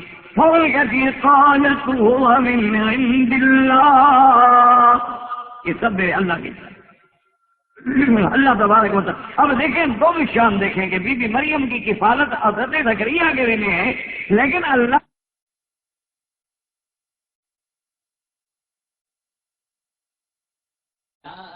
کیا ہوگا، کیسے لڑکا ہوگا. اب دیکھیں یہاں قرآن نے تین باتیں کی ہیں. وَلَمْ يَمْسَسْنِي بَشَرٌ، مجھے کسی انسان نے چھوا بھی نہیں، ہاتھ بھی نہیں لگایا. وَلَمْ أَكُ بَغِيًّا، اور نہ میں کوئی سرکش ہوں، نہ میں کوئی گناہگار عورت ہوں کہ میں بازاروں میں پھروں چلوں اور میں جس سے چاہوں گلے ملوں. ایمان سے کہو ہماری نہ بانو، صرف بی بی مریم کی بات مان کے اپنی عورتوں کو یہی تعلیم دو، ہماری بات نہ مانو. یعنی عورت کی عظمت اسی میں ہے کہ لم یمسسنی بشر، کہ مجھے کسی انسان نے چھوا. اللہ نے قرآن میں جو عورتیں جنت کی ذکر کی ہیں کہ لم یطمثہن انس قبلہم ولا جان، کہ اے مومن تیرے لیے یہ وہ حوریں ہیں جن کو بندہ تو بندہ کوئی جن بھی چھو کے نہیں گزرا، اتنی محفوظ ہے. خدا کے لیے عورت بنو، پھر اپنے مقام کو دیکھو کہ قرآن میں تیرا کیا مقام ہے، اللہ نے تمہیں کیا عظمت دی.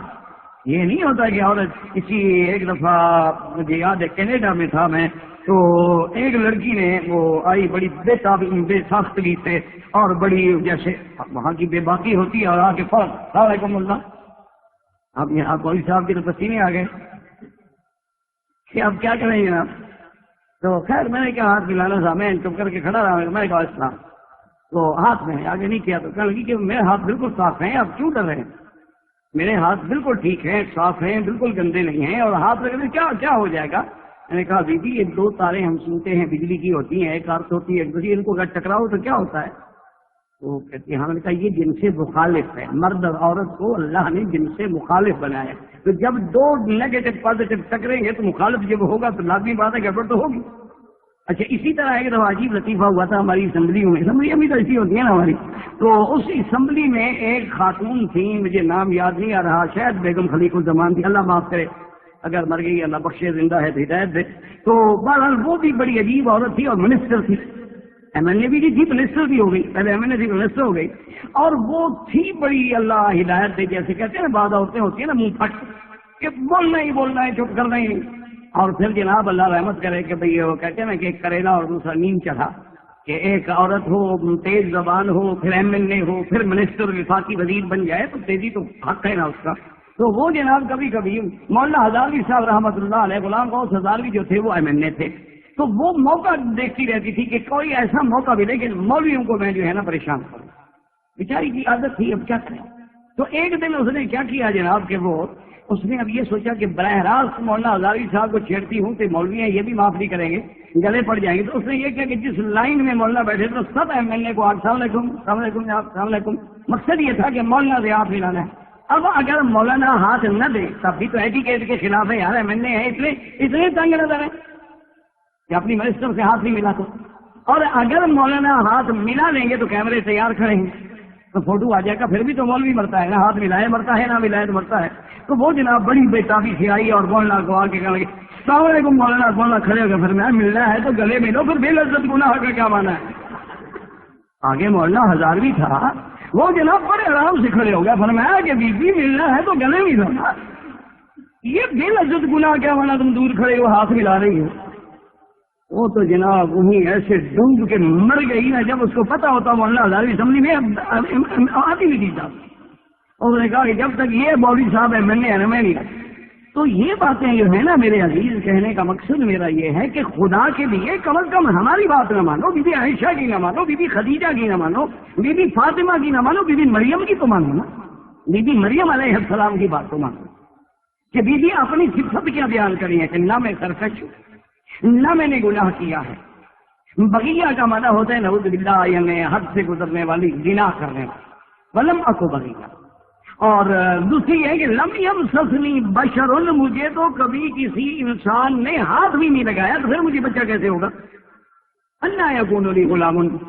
تو افسوس ہے کہ موجودہ دور کی جدید معلومات اگر ان کو ہوتے, وہ پرانا دور تھا نا, ورنہ جبریل کہہ دیتے کہ بھئی آج کل تو کوئی مسئلہ نہیں, کوئی بیبی ٹیوب کا مسئلہ حل کر لیں گے یا کوئی جین ڈھونڈ لیں گے, کوئی ایسا مسئلہ کہاں ہے. لیکن وہ دور تھا. اس کے بعد بہرحال اب دیکھیں حضرت جبریل علیہ السلام نے کیا جواب, قال كذلك قال ربك هو علي هين وَلِنَجْعَلَهُ آيَةً لِلنَّاسِ وَرَحْمَةً مِنَّا وَكَانَ أَمْرًا مَقْضِيًّا. حضرت جبریل نے کہا کہ بی بی کیوں گھبراتی ہو, تیرے رب کا فرمان ہے, میں تو قاصد ہوں, میں تو پیغام دینے والا ہوں. اور اللہ تبارک و تعالیٰ پہ آسان ہے.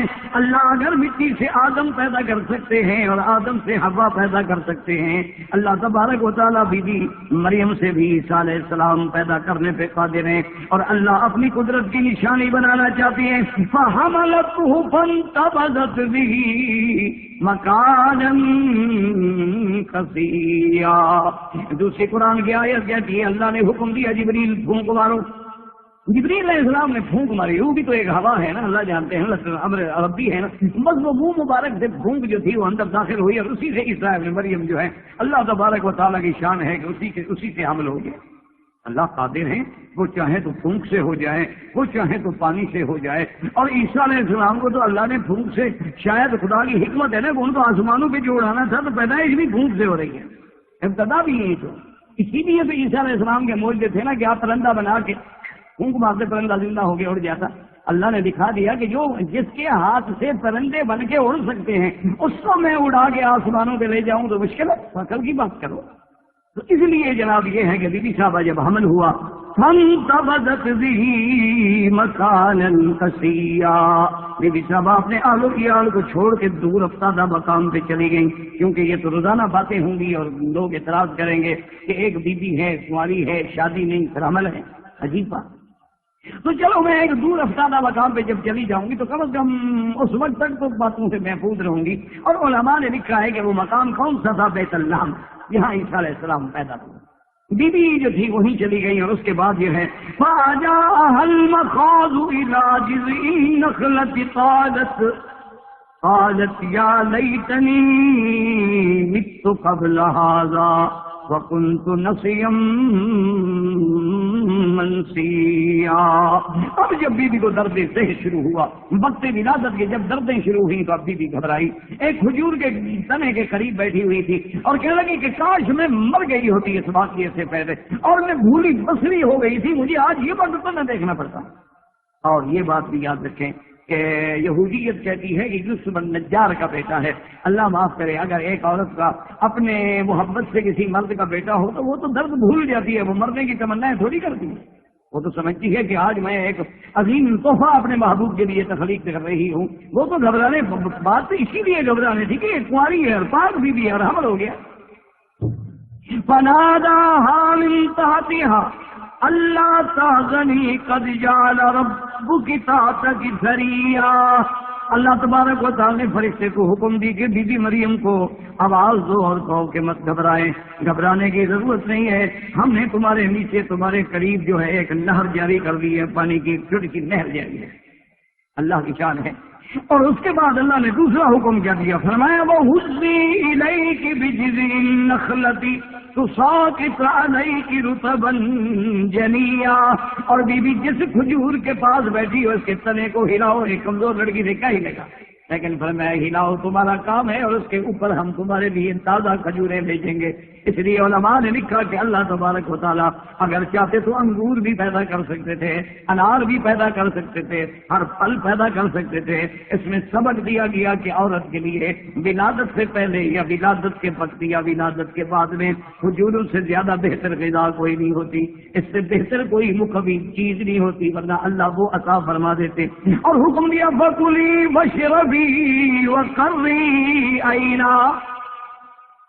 اب دیکھیں کہ عورت کا مقام یہ سب اللہ سکھا رہے ہیں، سب اللہ سمجھا رہے ہیں۔ ایمان سے کہیں اس سے بڑی کوئی عزت و عظمت ہے عورت کی کہ درد ذہن میں لوگ جو ہیں لیڈی ڈاکٹروں کے پاس جاتے ہیں، زچہ بچہ بھیج جاتے ہیں، رشتے دار آ جاتے ہیں، زیادہ سے زیادہ بندے کی ماں آ جاتی ہے، دادی نانی آ جاتی ہے، لیکن یہ سارا انتظام خدا کر رہے ہیں، حکم دے رہے ہیں یہ کر لو یہ کر لو، سب ہم کریں، ہم ذمہ دار ہیں۔ اور وَكُلِي وَاشْرَبِي، کھاؤ پیو، کھجوریں کھاؤ، پانی پی، وَقَرِّي وَاشْرَبِي وَقَرِّي عَيْنًا۔ اس پہ ایک مفسر رحمۃ اللہ علیہ، اللہ اس کی قبر پہ کروڑ رحمتیں کرے، وہ فرماتے ہیں کُلِی مِنَ الثَّمَرِ النَّقِی، کُلِی مِنَ الثَّمَرِ الْجَنِی مِنَ الرَّطَبِ الْجَنِی وَاشْرِبِی الْمَاءَ النَّقِی وَقَرِّی عَیْنَکِ مِنَ الْوَلَدِ النَّبِی۔ کہ اللہ پاک نے فرمایا کہ بیوی تر و تازہ کھجوریں کھاؤ، پاک پانی پیو، اور نبی بیٹے کو دیکھ کے اپنی آنکھیں ٹھنڈی کرو، ہم نے تمہیں بیٹا بھی تو وہ دیا۔ اور اگر قوم آ جائے اعتراض کرے، وہ بھی اللہ سکھا رہے ہیں، عورت کی عظمت دیکھو، انی نذرت للرحمن صوما فلن اکلم اليوم انسیا۔ اور اگر بی بی مریم کوئی آ جائے تو اشارہ کرو کہ میں روزے سے ہوں۔ مفسرین نے لکھا ان کے زمانے میں چپ کرنا بھی روزہ ہوتا تھا، روزہ رکھتے تھے کہ آج ہم 12 گھنٹے چپ رہیں گے، تو یہ ان کی عبادت میں باقاعدہ ایک روزہ تھا۔ تو کہہ دینا کہ میں روزے سے ہوں، میں تو روزے سے نہیں بات کر سکتی، میں روزے سے اشارہ کر دو، پھر باقی جواب کیا ہے وہ ہم دیں گے۔ اور اس کے بعد جب اس کی قوم آئی اور بی بی پہ تہمت لگی اور بی بی پہ اعتراض کرنے لگے، تو دیکھیں کہ پھر جواب خدا بند قدوس نے کیسے دیا۔ زندگی باقی تو بات باقی انشاءاللہ۔ وما علینا الا البلاغ، وآخر دعوانا الحمدللہ رب العالمین۔ برادران اسلام، واجب الاحترام بزرگوں، دوستوں، بھائیوں، عزیز نوجوانوں، الحمدللہ سلسلہ درس اسلام میں عورت کا مقام کے ضمن میں میں نے عرض کیا تھا کہ سب سے عظیم کتاب کتب سماویہ میں جتنی اللہ نے کتابیں اتاری ہیں، سب سے افضل کتاب اللہ کا قرآن، سب سے افضل کتاب، سب سے اکمل کتاب، سب سے جامع کتاب، جس کی حفاظت کی اللہ نے خود ذمہ داری اٹھائی ہے، اور ایسی کتاب کے جس کے احکام قیامت تک ہے، جو ہر دور میں ہر زمانے میں جس کا دستور جو ہے واجب العمل، قابل عمل، قابل نفاذ، قابل تنفیذ۔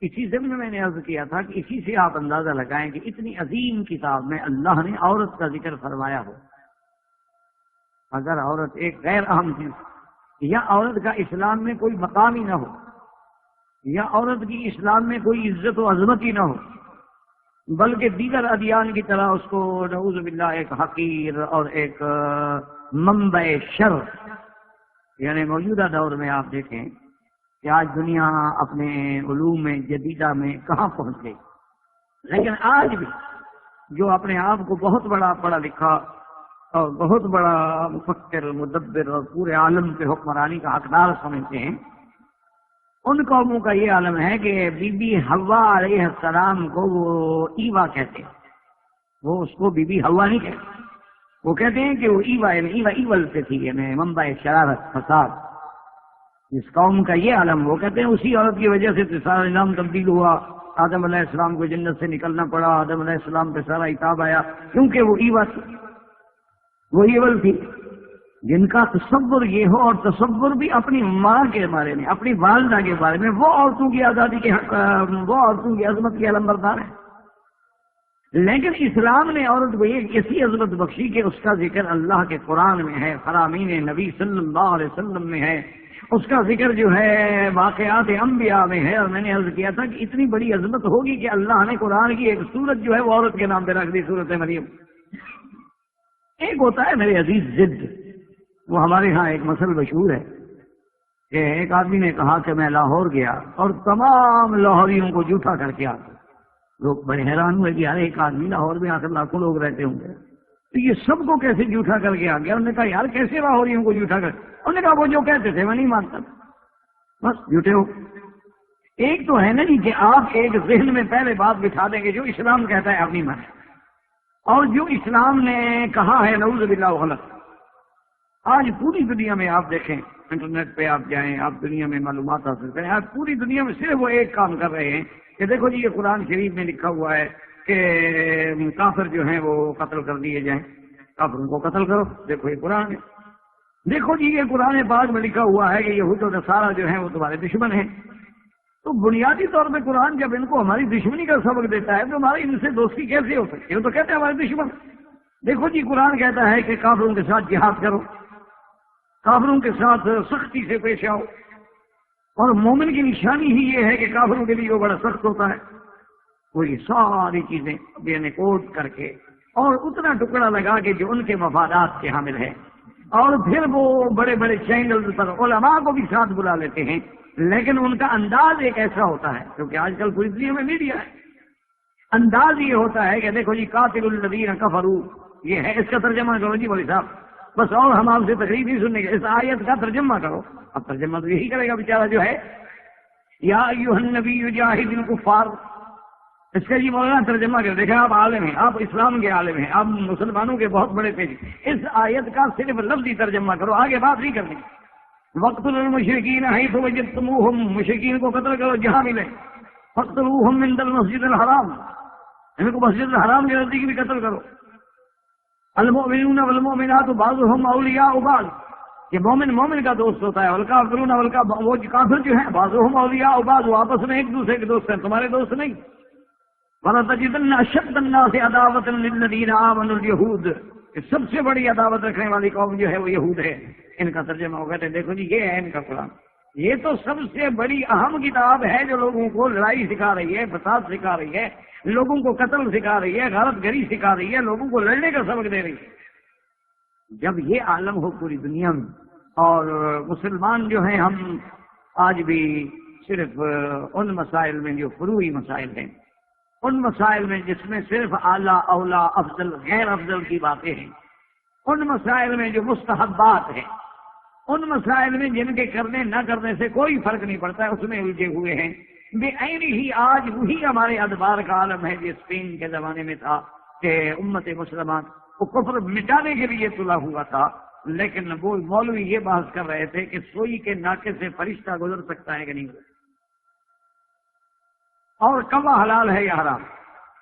تو خدا کے لیے اللہ کے قرآن کو سمجھے اور ان کی تلبیسات سے بچنے کی کوشش کریں کہ اسلام نے کفار مشرکین سے قتال کا حکم کب دیا، کیوں دیا؟ کبھی اس پس منظر پہ غور کیا ہے کہ سرکار دو عالم نے نبوت ملنے کے بعد کتنا عرصہ مکی زندگی گزاری؟ 13 سال۔ 13 سال کون سا وہ ظلم و تشدد ہے جو مشرکین مکہ اور کفار قریش نے سرکار دو عالم اور صحابہ کے خلاف نہیں کیا؟ لیکن صحابہ نے کسی کو تھپڑ بھی مارا ہے۔ لیکن کیا کیا جائے کہ اگر ان کے 4 آدمی مر جائیں تو وہ فساد فی العالم ہے، اور وہ 4 کے بدلے میں لاکھوں کو مار ڈالیں وہ امن قائم کرنے کا ذریعہ ہے۔ اب جب منطق یہ ہو جائے تو بات سمجھ جائے گی۔ خیرت کا نام جنوں رکھ دیا اور جنوں کا نام خیرت، جو چاہے تیرا حسن کرش مسار۔ بات یہ ہے کہ اسلام کہتا ہے کہ مثلاً یہود و نصارہ جو ہیں وہ تمہارے دوست نہیں بن سکتے۔ قرآن نے ایک بات کی ہے، ایک واقعہ نقل کیا ہے، تو کیا قرآن کی یہ بات آج علم نشر میں صادق نہیں ہوگی، سچی نہیں ہوگی کہ جو قرآن نے کہا وہ ٹھیک ہے، تم کبھی دوست نہیں بنے؟ تو بجائے اس کے کہ تم قرآن کی صداقت کو مان لے، تم تسلیم کرتے کہ جو قرآن نے 1400 سال پہلے کہا تھا وہی آج، جو قرآن پاک نے 1400 سال پہلے کہا تو زمانہ بخت نصر کا ہو، وہ زمانہ دور جو ہے وہ ہٹلر کا ہو، وہ دور جو ہے کسی مسولینی کا ہو، وہ دور جو ہے کسی کمیونسٹ بلاک کا ہو، کسی سرمایہ دار بلاک کا ہو، ایمان سے بتائیں اللہ کے گھر میں بیٹھ کے کہ مسلمانوں پہ ظلم و تشدد ہوا، مسلمانوں پہ قتل عام ہوا اور مسلمانوں کا خون بہایا گیا، اور رونے پہ بھی پابندی لگائی گئی کہ اب رو بھی نہیں سکتے۔ اگر آپ روئیں گے اس کا مطلب آپ شرارت کریں۔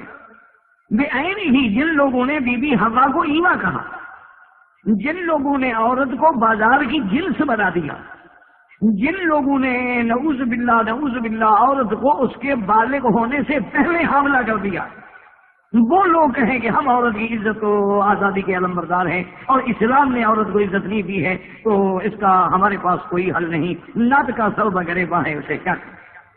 آپ جاتے ہیں، آپ دنیا میں جاتے ہیں، آپ دیکھتے ہیں کہ کون سا وہ کام ہے جو عورت سے نہیں دیا جا رہا، یعنی جو مذہب جو دین اسے اپنے گھر کی ملکہ بنا کے بٹھائے وہ ظالم ہے، جو اسی عورت سے ٹریلر چلوائے، یعنی آپ روڈ پہ جا رہے ہیں بڑے بڑے ٹریلر جو ہیں وہ عورتیں چلا رہے ہیں، اکیلی عورت ہے وہ ڈرائیونگ کر رہی ہے، سینکڑوں میل کے فاصلے بیچاری طے کریے کہاں کراس ہوئے گی، کہاں گزارے گی، کس حال میں ہوگی، اور اکیلی ہے، اس کے ساتھ کیا کچھ نہیں ہو سکتا ہے، وہ آزادی ہے۔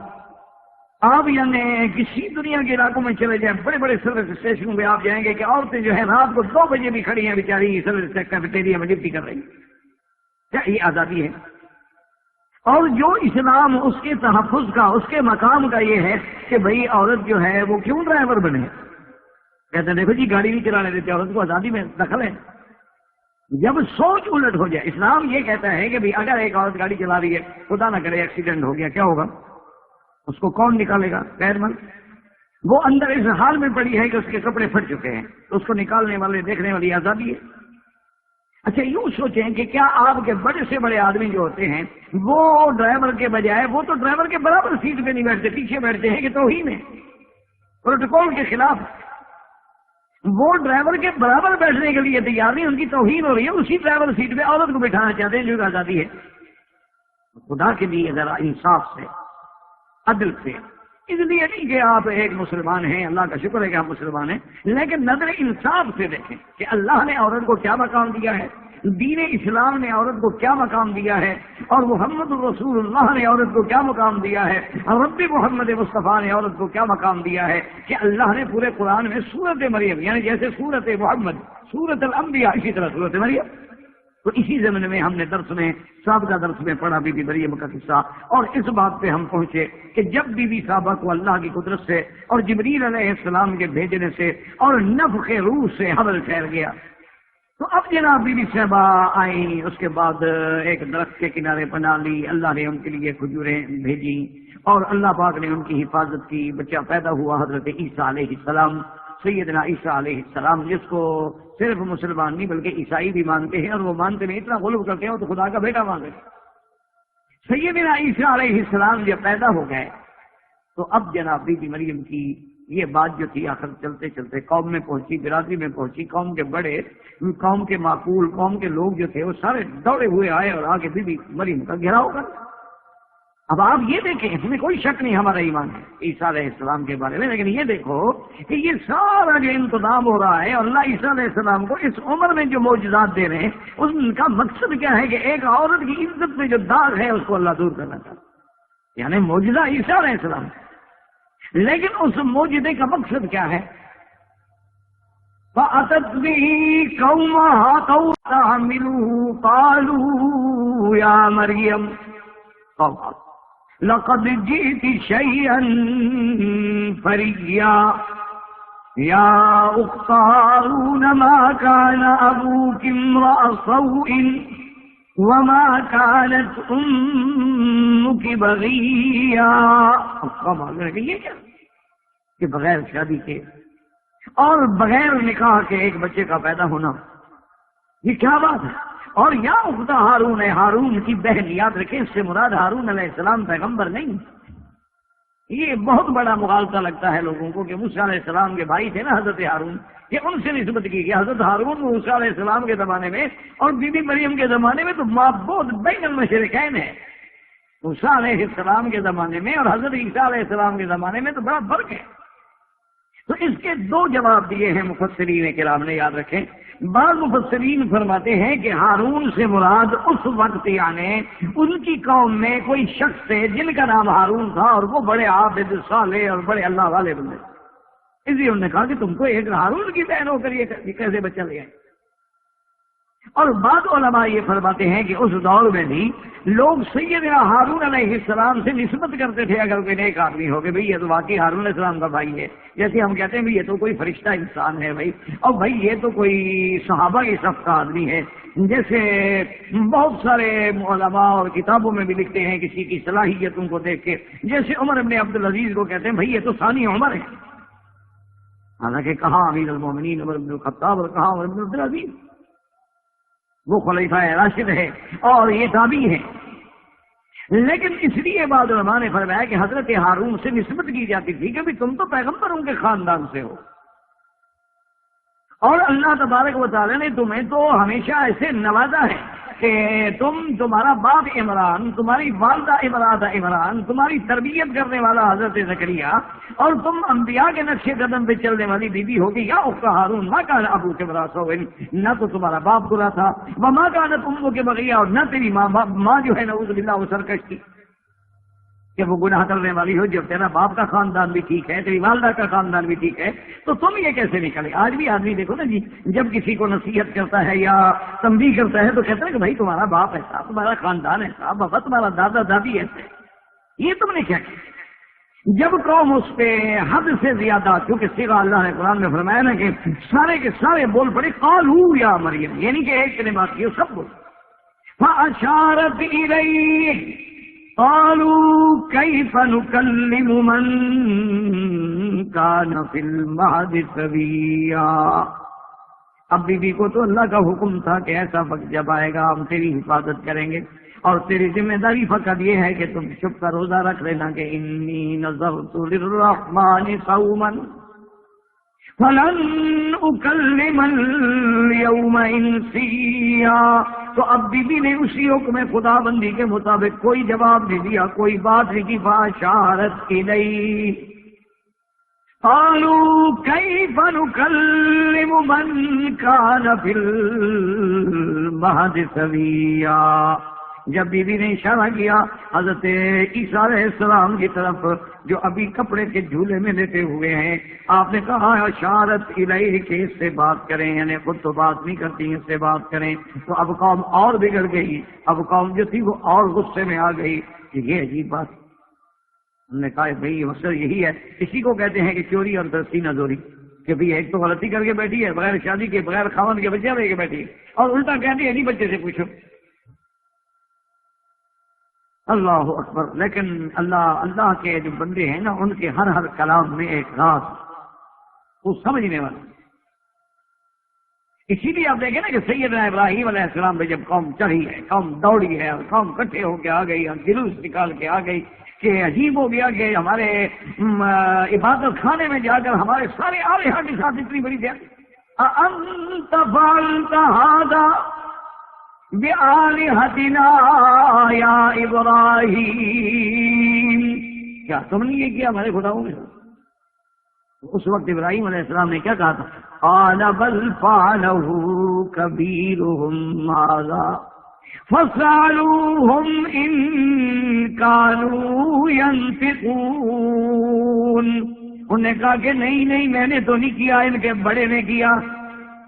اچھا بعض ہمارے مولویوں کو بھی غلطی لگی، اللہ ہدایت دے، ہم سب سے غلطیاں ہوتی ہیں، انسان ہیں، مولوی بھی انسان ہوتے، وہ بھی ان سے بھی سینکڑوں غلطیاں.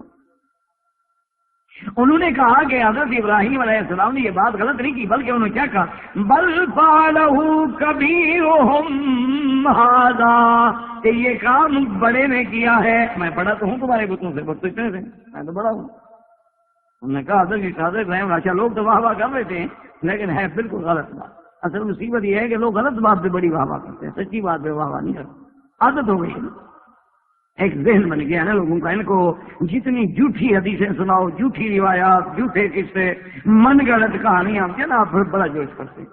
دیکھا نہیں آپ نے، بڑا مشہور کر دیا ہے قوم نے کہ جی ایک دن حضرت آقا انعامدار صلی اللہ علیہ وسلم نے حضرت بلال کو منع کر دیا کہ آج تم اذان نہیں دینا. وہ جی کیوں نہیں دینا؟ انہوں نے کہا جی حضرت بلال جو تھے نا وہ بیچارے شین نہیں کہہ سکتے تھے، وہ کہتے تھے اشہد اللہ الہ الا اللہ. تو حضور نے فرمایا کیونکہ تلفظ صحیح نہیں ہوتا تو لہٰذا تم جب تک اپنے تلفظ کو ٹھیک نہ کرو اذان نہ دو. کہتے ہیں جی اب رات کو حضور سو رہے ہیں اور اس کے بعد تہجد پڑھی، پھر لیٹ گئے، پھر نماز پڑھی، پھر لیٹ گئے، اب کروٹیں بدل رہے ہیں، سورج صبح ہوتی. آخر حضور پاک نے دعا کی کہ اتنا دیر ہو گئی ہے تو ہو نہیں سکتا کہ 2 راتوں کے بجائے رات ایک جو ہے وہ اتنی لمبی ہوتی جا رہی ہے، صبح نہیں ہو رہی ہے. تو اللہ کا حکم آیا کہ جب تک بلال اذان نہیں دے گا ہم تو صبح ہی نکلنے دیں گے. تو لوگ بڑا سر پکتے ہیں، واہ واہ کے ڈونگلے برستے ہیں. بالکل جھوٹ ہے، الگ سے لے کر یہ تھا، بالکل بھری ہوئی بات. اچھا حضرت بلال پہ الزام کیا ہے جی کہ ان کو شین نہیں آتا. وہ کہتے اشہد، وہ تھے کہاں کہ حبشہ جن کے ملک میں شین ہے اس کو شین نہیں آتا. یعنی اسلامی نہیں سوچا بھی کم از کم جھوٹ بولنے کے کچھ سینگ تو ہوا آگے پیچھے کو پاؤں تو بھئی اس کے تو ملک کے اندر شین کا تلفظ موجود ہے. وہ تو حبشہ کے رہنے والا آدمی حبشی ہے تو وہ کیسے شین نہیں بولتا؟ اچھا یہاں آپ کسی حبشے والے کو بلا لیں تو اس سے دیکھیں گا شین ادا نہیں کر سکتا. اسی طرح ابراہیم علیہ السلام کا انہوں نے کہا کہ جی ابراہیم نے بھی اشارہ کیا کہ اس نے نہیں مارا، بل فعلہ کبیرہم ھذا، لیکن یہ نہ سوچا کہ وہ کہتے ہیں فاسألوہم ان کانوا ینطقون. اللہ کے پیغمبر نے کہا ان سے جا کے پوچھو اگر وہ بولتے ہیں. اگر خود کہا تو خود تو بولنے والے، یہ کیا مانا ہوا؟ سارے قرآن کی آیت کو بدل ڈالو صرف اس لیے کہ ایک نئی بات ہے. آج کل ایک یہ بھی رواج ہے، آج کل بڑا یہ بھی رواج ہوتا ہے کہ بھائی جو مفسرین نے لکھا ہے نا ان کے علاوہ کوئی نئی بات ہے. یعنی جتنی روایات شاذہ ہیں جن کو مفسرین نے چھوڑ دیا ہے نا ان کو بیان کرو. لوگ کہیں گے سبحان اللہ، واقعی جناب یہ بڑا مفسر قرآن ہے. یہ بات تو ہم نے آج تک جتنی تفسیریں پڑھی ہیں نا کسی تفسیر والے نے لکھی نہیں. وہ قابل ہوتی تو لکھتے، صحیح ہوتی تو نقل کرتے، کیوں لکھتے ہو؟ لیکن وہ نہیں سنیں گے تو واہ واہ کرو سے. اصل بات یہ نہیں ہے. اصل بات یہ ہے کہ ابراہیم علیہ السلام نے بھی قوم کے ضمیر کو جھنجھوڑنا تھا اور قوم کو ان کا جھوٹ سمجھانا تھا اور قوم کو الہ حق اور الہ باطل کا مشاہدہ کرانا تھا. کہو جن کو تم الہہ سمجھتے ہو، جن سے تم نفع نقصان کی درخواستیں دیتے ہو، جن کے قدموں میں جا کے بلیدان کرتے ہو اور جن کے چرنوں میں جا کے انسانوں کو ذبح کرتے ہو اور جن کی تم منتیں مانتے ہو، ان سے یہ تو پوچھ لو کہ کس نے مارا ہے. وہ تمہیں اپنے قاتل کا نام بھی نہیں بتا سکتے. فاسألوہم، پوچھو جا کے.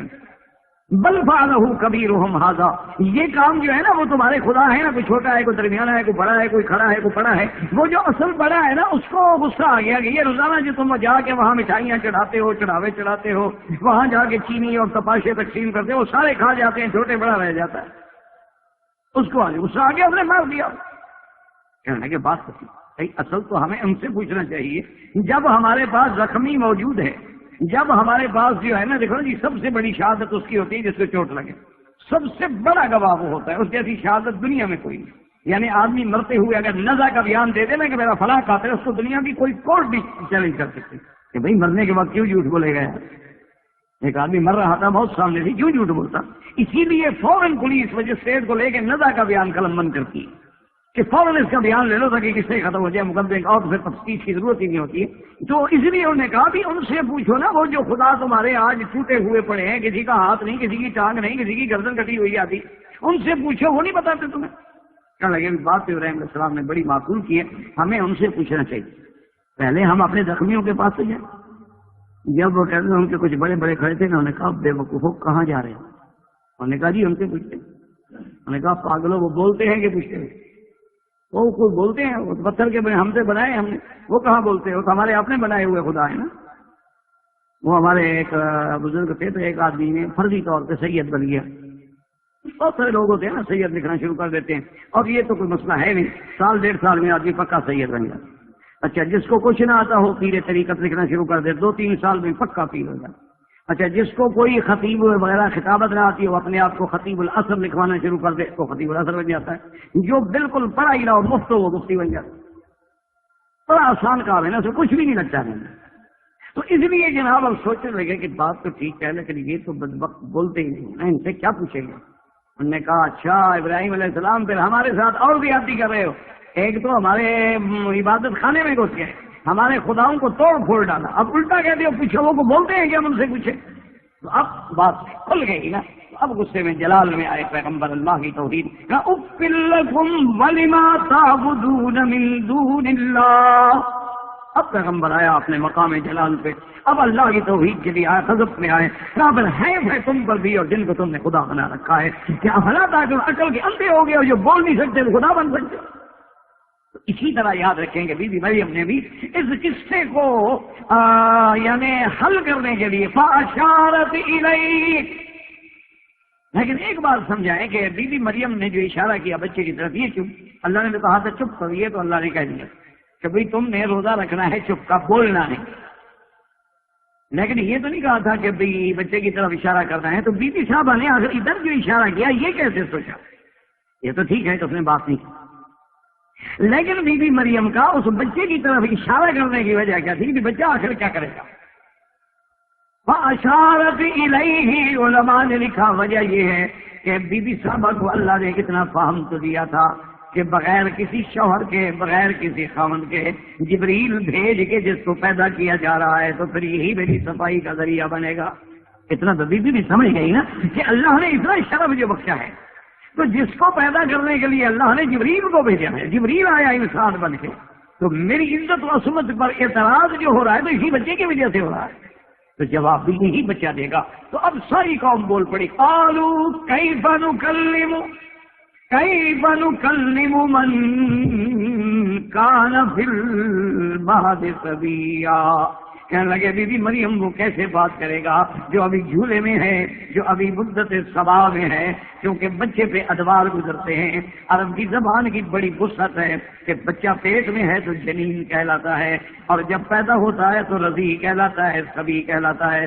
اسی طرح پھر بلد کہلاتا ہے، بلد کے بعد مراہق کہلاتا ہے، پھر شاب کہلاتا ہے، اس کے بعد شیب کہلاتا ہے، اور پھر حرم کا زمانہ آتا ہے. تو یہ سارے ادوار ہیں. کیونکہ لغت عربی ایسی وسیع لغت ہے کہ ہر مقام کے لیے نہیں آنا. ایک ہماری بھی تو لغت ہے نا کہ 18 ایئر اولڈ ہوا ہے، 4 سال کا بچہ ہو تو 4 ایئر اولڈ. یہ پتہ نہیں اولڈ از گولڈ کچھ سے لیتے ہیں. ویسے اپنے ماں باپ کو تو گولڈ کبھی سمجھے انہوں نے، ان کو تو پھینک آتے ہیں وہاں میٹرنٹی اپنا اس کے جو بنائے ہوئے نا انہوں نے مینٹیننس کے لیے، ان کے سنبھالنے کے لیے ہوم بنائے ہوئے ہوتے ہیں، وہاں جا کے بیچارے پھینک آتے ہیں. بہرحال یہ اب مجھے آپ بتائیں کہ 4 سال کے بچے کو یہ کہا جائے 4 سال کا بوڑھا ہے، یہ بھی تو دنیا کی زبان ہے. یعنی آپ خود فیصلہ کریں، پڑھے لکھے لوگ ہیں، آپ نے کسی زبان میں ماشاءاللہ ڈگریاں لی ہیں، تو آخر اس زبان کا یہ اس محاورے کی مجھے پس منظر سمجھا دو نا، میں تمہاری بیعت کر دوں. تو میں تو پرائمری بھی نہیں پڑھی نا، آپ تو ماشاءاللہ ڈگریاں کر کے بیٹھے ہیں، میں تو پرائمری اسکول میں کبھی نہیں پڑھی.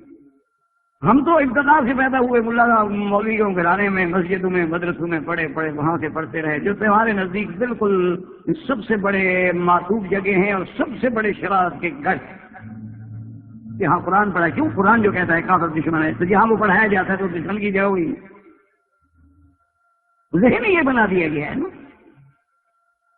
دماغوں میں یہ بٹھا دیا. اسی لیے جب اب نئے لوگوں کو یہ بات کھلتی ہے، سمجھ آتی ہے، فوراً کلمہ پڑھ لیتے ہیں، اسلام لے آتے ہیں. کہتے ہیں اچھا اسلام کو اتنا غلط رنگ میں پیش کیا جا رہا ہے. جو اسلام فساد مٹانے کے لیے آیا ہے، جس قرآن کا یہ دعویٰ ہے کہ ان اللہ لا یحب المفسدین ولا تفسدوا فی الارض، جس قرآن کا یہ دعوت ہے کہ من قتل الناس فکأنما قتل من قتل ایک نفسا فکأنما قتل الناس جميعا، کہ جس نے ایک انسان کو قتل کیا اسے پوری انسانیت کا قتل کر دیا. جب ان کے سامنے راز کھلتا ہے کہ ہمیں یہ کہتے ہیں یہ مفسد ہے، ہمیں یہ کہتے ہیں فسادی ہے، ہمیں یہ کہتے ہیں یہ بنیادی ہیں، ہمیں یہ کہتے ہیں یہ فتنہ و فساد میں. وہ تو فرعون بھی کہتا تھا کہ موسیٰ علیہ السلام جب اللہ کے دین کی دعوت دینے گئے تو اس نے بھی اپنے وزیروں سے اور کابینہ سے کہا تھا کہ مجھے تو خطرہ ہے کہ موسیٰ علیہ السلام تمہارے دین میں فساد پیدا نہ کر دیں. تو آپ ایمان سے کہیں جن کا 70,000 بچہ مار دیا جائے وہ فساد کرے. عجیب بات. اسی لیے اب آپ دیکھیں اور یہ پردہ کھلے گا، حقیقت چمکے گی. آپ بادل پر آپ کتنے دن بادل کو سامنے رکھیں گے سورج کے؟ کتنے دن تک مصنوعی بادل چڑھائیں گے آپ، مصنوعی بارشیں برسائیں گے آپ؟ ایک نہ ایک دن تو یہ بادل چھٹیں گے اور سورج کا دھوپ نکلے گا آواز. ایک نہ ایک دن تو یہ ساری میڈیا پر جو جھوٹی یورش ہے اسلام کے خلاف وہ ختم ہوگی اور اسلام کا پہلو سامنے آئے گا. اسی لیے آج ٹھنڈے دل سے جو نصرانی ہے، یہودی ہے، عیسائی ہے، مجوسی ہے، ہندو ہے، قرآن لے کے گھر جاتا ہے اور پڑھتا ہے کہ یار یہ ہمیں میڈیا میں تو یہ دکھا رہے ہیں اور قرآن تو یہ کہتا ہے. اتنا بڑا جھوٹ. اس کا مطلب ہے قرآن سچا ہے. اللہ کا شکر ہے کہ یدخلون فی دین اللہ افواجا، اللہ کے دین میں فوجوں کی فوجیں داخل ہو گئی. آپ چلو مکہ میں رہتے ہیں، ایمان سے کہیں آج سے 8 سال پہلے اتنے لوگ عمرہ کرتے تھے. آج سے 5 سال پہلے آپ نے اتنے نوجوانوں کو حج پہ دیکھا تھا. یہ کیا ہے اصل کہ بھائی اسلام کو تو بدنام کیا جا رہا ہے اور لوگوں کا رجحان بڑھ رہا ہے. وجہ یہ ہے کہ آپ مجھ سے جھوٹ بولتے رہیں لیکن جس دن حقیقت کھلے گی، جس دن حقیقت کھل جائے گی، واضح ہو جائے گا، تو میں کہوں اچھا مجھے تو بھائی انہوں نے دھوکے میں رکھا ہے نا، بات تو یہ نہیں تھی. تو اسی لیے اب آپ دیکھیں کہ قرآن پاک کی عظمت دیکھیں کہ وہ بی بی بالکل خاموش بیٹھی ہوئی ہے. اب بی بی مریم کی عزت و عصمت کا سوال ہے. اللہ نے عیسیٰ علیہ السلام کو معجزہ بخشا کہ بھئی تم اس حال میں بول کے بی بی مریم کی عزت و حفاظت کا گواہ بنو، صفائی دو گے بی بی پاک. تو فوراً عیسیٰ علیہ السلام بول پڑے کہ قال انی عبداللہ. اور جب انہوں نے کہا کہ کیسے بولے گا تو عیسیٰ علیہ السلام قال انی عبداللہ آتانی الکتاب وجعلنی نبیا. اللہ تبارک و تعالیٰ کے بندو ہوش کرو، میں اللہ کا بندہ ہوں اور اللہ نے مجھے کتاب اور مجھے نبی بنایا. وجعلنی مبارک، میں تو برکت والا ہوں، میں تو اپنی والدہ کا فرما بردار ہوں. ایمان سے کہیں ایسا کیا یہی مسئلہ حل کر دیا کہ اگر ان کے والد ہوتے تو یہ کہتا نا کہ میں ماں باپ کا فرما بردار ہوں، میں والدین کا فرما بردار ہوں. اور برم بے والدتی تو نہ کہتے کہ صرف والدہ کا فرما بردار ہوں، کیونکہ باپ تو ہے نہیں. اللہ نے ان کو بغیر باپ کے پیدا کیا. حضرت ابراہیم نے دعا مانگی ربنا اغفر لی ولوالدیا، میرے ماں باپ دونوں کو شامل کیا چونکہ ان کے ماں بھی ہے باپ بھی ہے. لیکن عیسیٰ علیہ السلام کہتے ہیں صرف والدتی. وبرم بوالدتی ولم یکن جبارا شقیا. اور اس کے بعد کہا کہ مجھے تو اللہ نے وہ عظمت دی ہے کہ والسلام علی یوم ولدت و یوم اموت و یوم ابعث حیا. اللہ نے فرمایا میرا بندی اب ان کو بتاؤ ذالک عیسی ابن مریم، اے عیسائیوں عیسیٰ کا نام لینے والوں یہ ہے عیسیٰ ابن مریم کی تاریخ. وہ نہیں کہ تم نے خدا کا بیٹا بنا رکھا ہے، وہ نہیں کہ تم نے خدا بنا رکھا ہے، وہ نہیں کہ تم نے بی بی مریم کو اللہ کی بیوی بنا رکھا ہے. ذالک عیسی ابن مریم، یہ ہے وہ عیسیٰ ابن مریم قول الحق الذی فیہ یمترون. تو اللہ تبارک و تعالیٰ نے ایمان سے کہیں کہ اتنا بڑا معجزہ، اتنا بڑا اعجاز کہ سیدنا عیسیٰ علیہ السلام کا بولنا معجزہ ہے، شان ہے. لیکن یہ ساری شان کیوں ملی کہ بی بی مریم کا دامن صاف. اللہ نے عورت کی کتنی عزت. اور دوسرے مقام مریم ابنت عمران التی احسنت فرجہا، اللہ نے فرمایا وہ مریم عمران کی بیٹی جس نے اپنی شرمگاہ کی حفاظت کی، جس نے گناہ نہیں کیا، جس نے غلطی نہیں کی. فنفخنا، پھر ہم نے جبریل کو بھیج کے اس میں روح پھونکی. اور اس کے بعد کہتے ہیں اللہ نے اس کی صفت بیان کی. ایک کیا بیان کی کہ احسنت فرجہا، اور دوسری صفت کیا تھی فصدقت بکلمات ربہا وکتبہ وکانت من القانتین. اللہ نے عورت کی کتنی شان فرمایا کہ وہ بھی جس نے اپنے بدن کی حفاظت کی اور اس کے بعد جس نے اللہ کے کلمات کی تصدیق کی. حضرت عیسیٰ علیہ السلام کلمت اللہ ہیں، ان کی نبوت و رسالت کی بھی تصدیق کی، اور اللہ نے جو کتابیں دی ہیں پیغمبروں کو ان کو بھی تصدیق کی. وقالت من القانتین، اور وہ بھی تو بڑی بڑی اطاعت گزاروں میں ہے. اللہ پاک نے اگر عورت کی کوئی مکانہ نہ ہوتی ایمان سے کہیں کہ پھر.